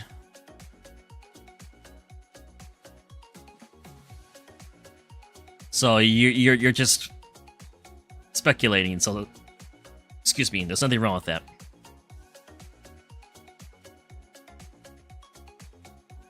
Doesn't hurt one bit to just speculate.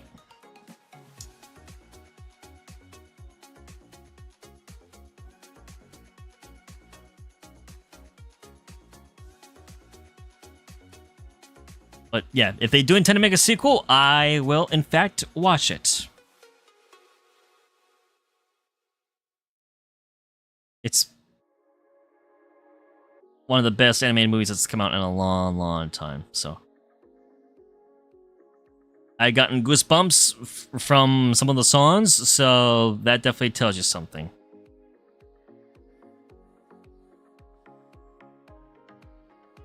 This is a question when a stream ending. I'm probably gonna be ending stream relatively soon. So like I feel like that we're pretty much now at the end of our discussion and thoughts. And review of KPop Demon Hunters. I enjoyed the movie thoroughly. It was really good. So I hope that more anime movies will continue to be like this. And it would be great to see a sequel for this being made eventually. And if it could do just as good, if not better than the original, then man, oh man, that'd be something.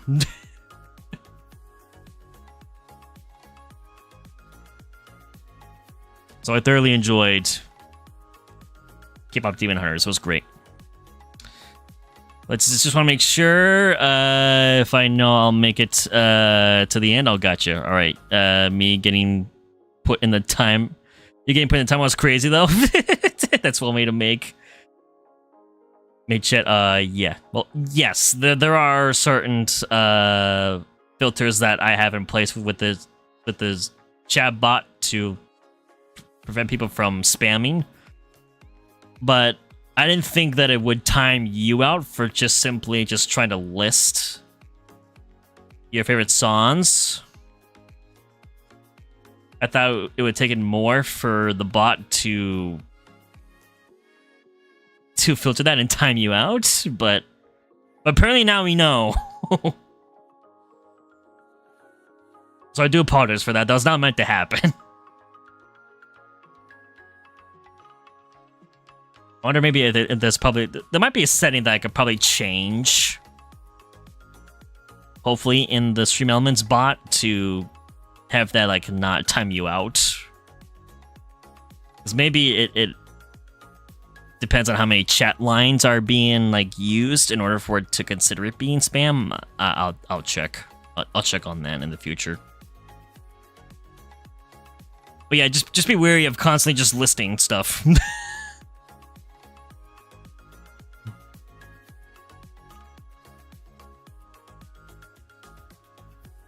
They don't like your opinions.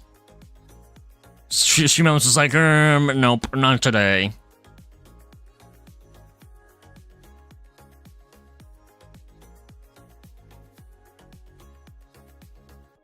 It's all good. It's all good. Ooh. Well, stream and spend. So that is my thoughts and my review of K-Pop Demon Hunters. So I want to thank you all so much for voting for us to have this podcast episode today. I greatly appreciate it so much. Before we go, again, I just want to do a quick recap that, again, we now have a lovely big W emote available for Discord and for channel members on YouTube live streams to be used in stream chat. So again, thank you very much, Fizz, for making this beautiful, beautiful big W emote. Yes, big W to Fizzy. Huge W. So you guys made this all possible. And yes, big W to Endless for getting us the emote onto YouTube. Thank you, Endless. I'm glad to know that you are indeed hopefully sleeping. And I gotta give you a big shout out and thank you for gifting the channel 2 more memberships. Greatly, greatly appreciate it. You did not need to, but I'm very thankful for it. And because of that, we now have the big W emote available on YouTube now. And on Discord. And then I'm very excited for October. We're going to be streaming on Fizzy's Minecraft realm, FurWood, the FurWood realm. Fizzy is very talented. Yes, Fizzy is extremely talented. From creating an emote to making a logo for her own Minecraft realm, and then for making this render. Fizzy is very talented. She does a great job. So again, thank you very much, Fizzy, for inviting me onto this. So we will be live streaming this on October 4th, which is a Saturday. And I won't be alone. So again, here are the members for FurWood realm. So Fizzy will be there, Num Num will be there. You'll see me there, along with Fancy Potatoes and Week, Topsy, Gabku, Claire, Augie, the old fart Epic John himself, Approval, Eddie, and Melody. So those are all the members for the FurWood realm. It's going to be a fun, private Minecraft realm server that we're going to be a part of. Like I said, it's going to be a casual kind of realm.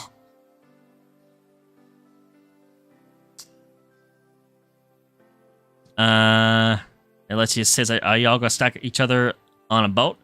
I don't think so, because the realm is going to be pretty much vanilla. So there won't be any kind of server, style mods. So Fizzy confirmed as well, pure vanilla. So there's not going to be any kind of mods that will give us like any extra features like stacking or anything that would expand upon the vanilla version of Minecraft. We're just going to be just playing it in the latest update of Minecraft and just having a good time. We are allowed to have our own client-side mods, like animation mods, minimap mods, things like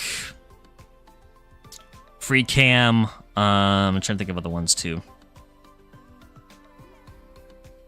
Just anything that would be client side only that won't affect the server too much. So I will have some client side mods that I've used in the past for other Minecraft streams and content that I've done. But yeah, it's going to be a purely a vanilla Minecraft realm. So I'm looking forward to hanging out with some friends again and making some fun, silly memories.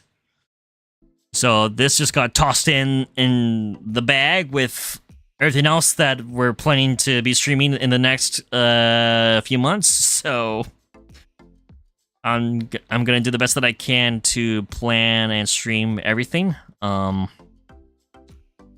we do intend to play Puppy Playtime in October. We're gonna be streaming Sonic Racing Cross Worlds, of course.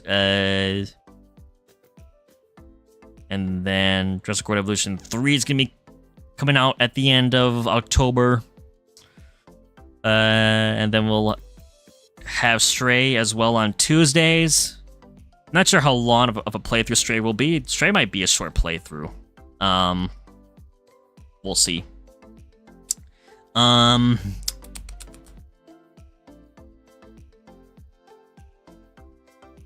It just says, well, I'll have to take my leave because it's getting late and your battery's at 5%. Have the fun rest of the stream. Bye-bye and good night. Yes, Puppy Playtime.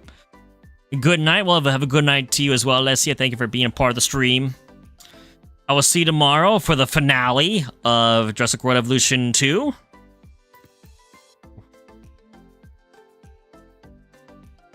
I'll see you there. Thank you and have a good night. And I appreciate the 9 likes. Thank you guys so much. So yeah, I'm going to do the best that I can to include everything that we plan to do.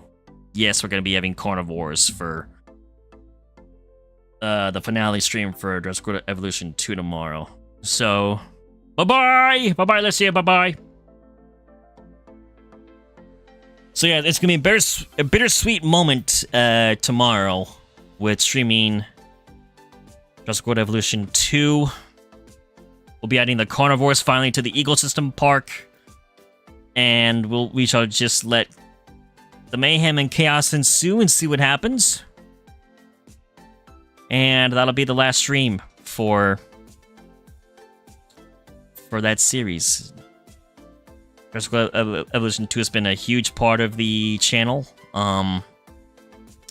So in a way, it's kind of sad to close a chapter on it, but Evolution 3 is literally right around the corner, so it just lets us open a brand new one.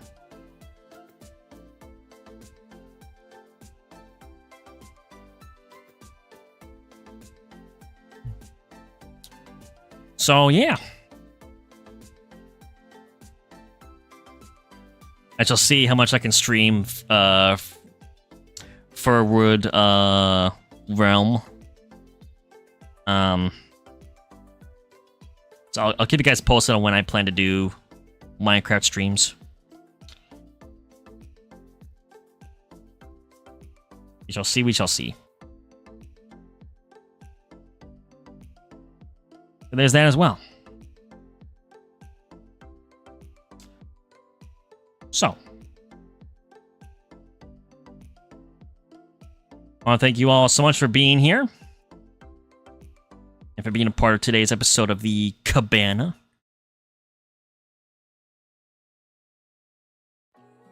What we plan to do for like maybe the next episode for the Cabana, I'd love for it to be kind of Halloween theme related. So I might do a poll. If you guys have any ideas or suggestions for what we could do for the Halloween-related stream for the podcast, please feel free to share that. Whether that be leave a comment on this video, or if you're in the Discord, feel free to share your thoughts in general chat. And leave us your suggestions. Really appreciate it. Whew! I mean, we almost got to the 4-hour mark, so man oh man. I did say we would probably be live for about 4 hours, almost.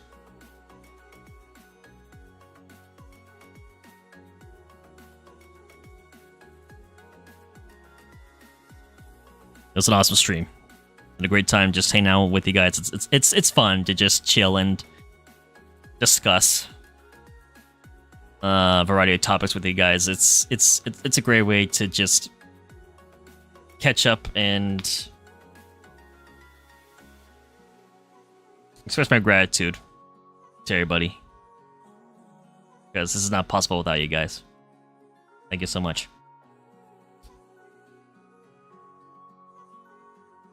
So, I'll see you guys again tomorrow live at 2 p.m. EST for the finale of Jurassic World Evolution 2. Then on Tuesday, we'll be back to streaming more of Stray. I'm very excited for that. Almost so close. So close yet so far.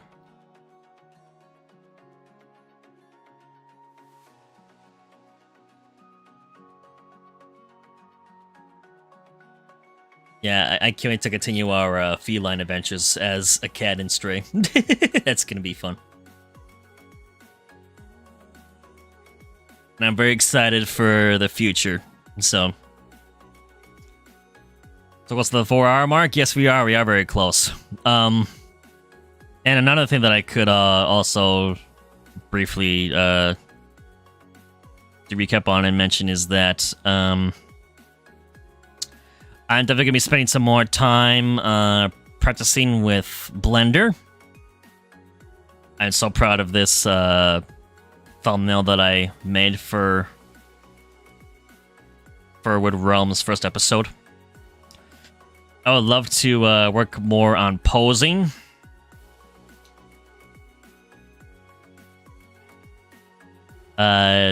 Mobs and character models. So as I do more episodes for the series, I will definitely include other people that are members of the realm for episode thumbnails. And hopefully I can really learn how to effectively use Blender and get really good with lighting, etc. And as it was mentioned earlier, Week will be having workshops in his Discord for both Blockbench and for Blender tutorials. For anyone who is interested in that. Sarah says, well, it wouldn't be possible without you streaming too. Oh, thank you. And Sarah says, well, all the messages came late. Oh no, those were delayed? That's odd. That is very odd. But I greatly appreciate that as well, Sarah. Thank you. They came like 3 messages after you sent them. I'm not sure if it was some kind of like Wi-Fi connection issue. I'm not sure why those were delayed. That's rather odd.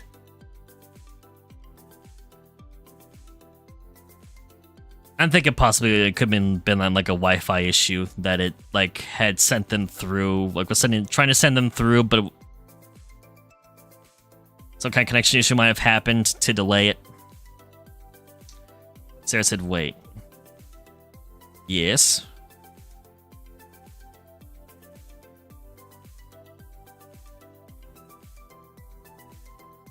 Refreshing the page real quick. Okay. Sounds good.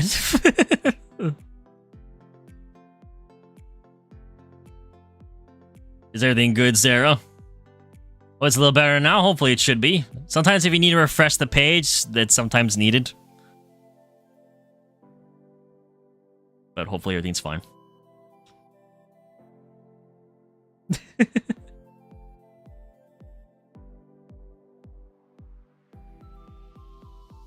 should be good. We should be good. So, yeah, a lot of exciting things to be coming in the future. So I said, yep, I may have just been behind in the stream, too, for some reason. You always get a little behind. Yeah, always make sure that that there's a live icon that you can clearly see on the timeline for the stream. Because if it does not say that it is live in red, then you may be behind, and then hence why your messages are going to be late, and then I'm going to respond to you late. You got to make sure that you're live and in sync with me.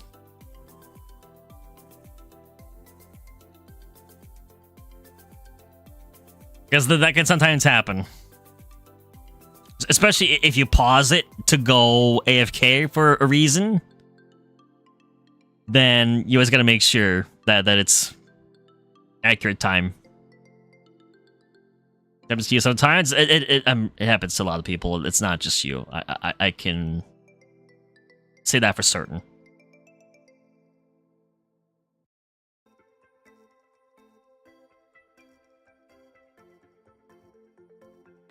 But yeah, I'm very, very excited for the future. It's great to learn new things, so that's why I figured, since I was invited to the FurWood realm, that it was time for me to test the waters of Blender and see what I can make and do with it. So I want to keep playing around with it,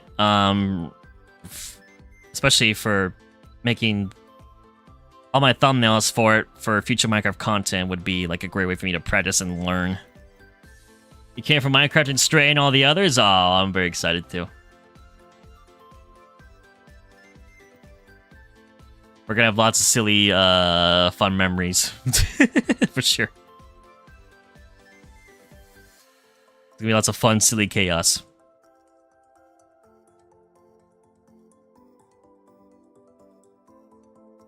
I messaged Gapku after Fizz did the announcement, and asked Gapku, I said, "Are you ready to cause chaos?" And Gapku said, "Heck yeah."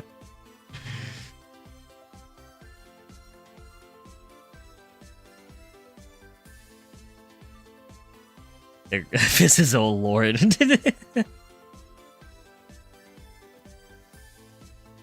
What? Gapku's just silly.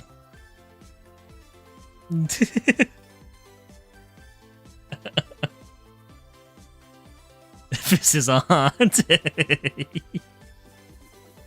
But anywho, I think now is a good point for us to be closing up the cabana for today.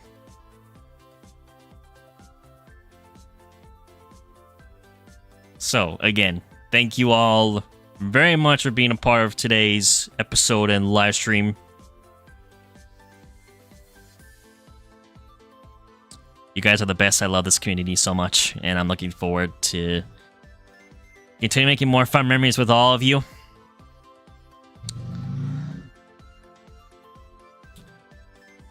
If you have not subscribed to the channel already, I highly recommend that you do so if you want to see more content like this in the future.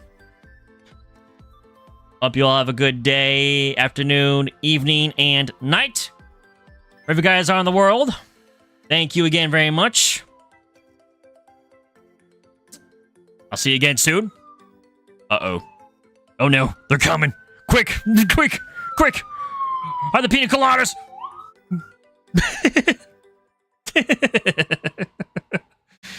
Thank you for the 10 likes. You guys are awesome. Thank you very much. Bye, Syhr. Hope you have a good one. And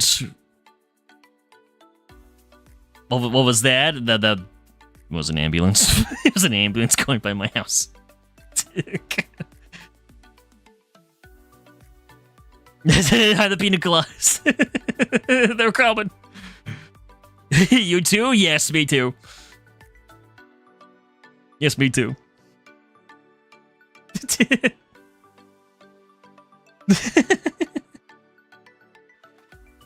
But anywho, hope you'll have a good day, afternoon, evening, and night. If you guys are in the world, have fun, enjoy your weekend, be safe. And I will see you again for the next episode of Syr's Cabana podcast. Bye-bye! Now scram, round pina coladas.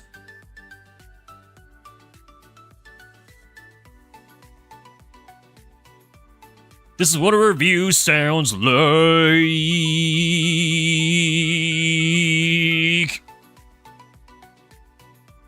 What are you doing here, Scram?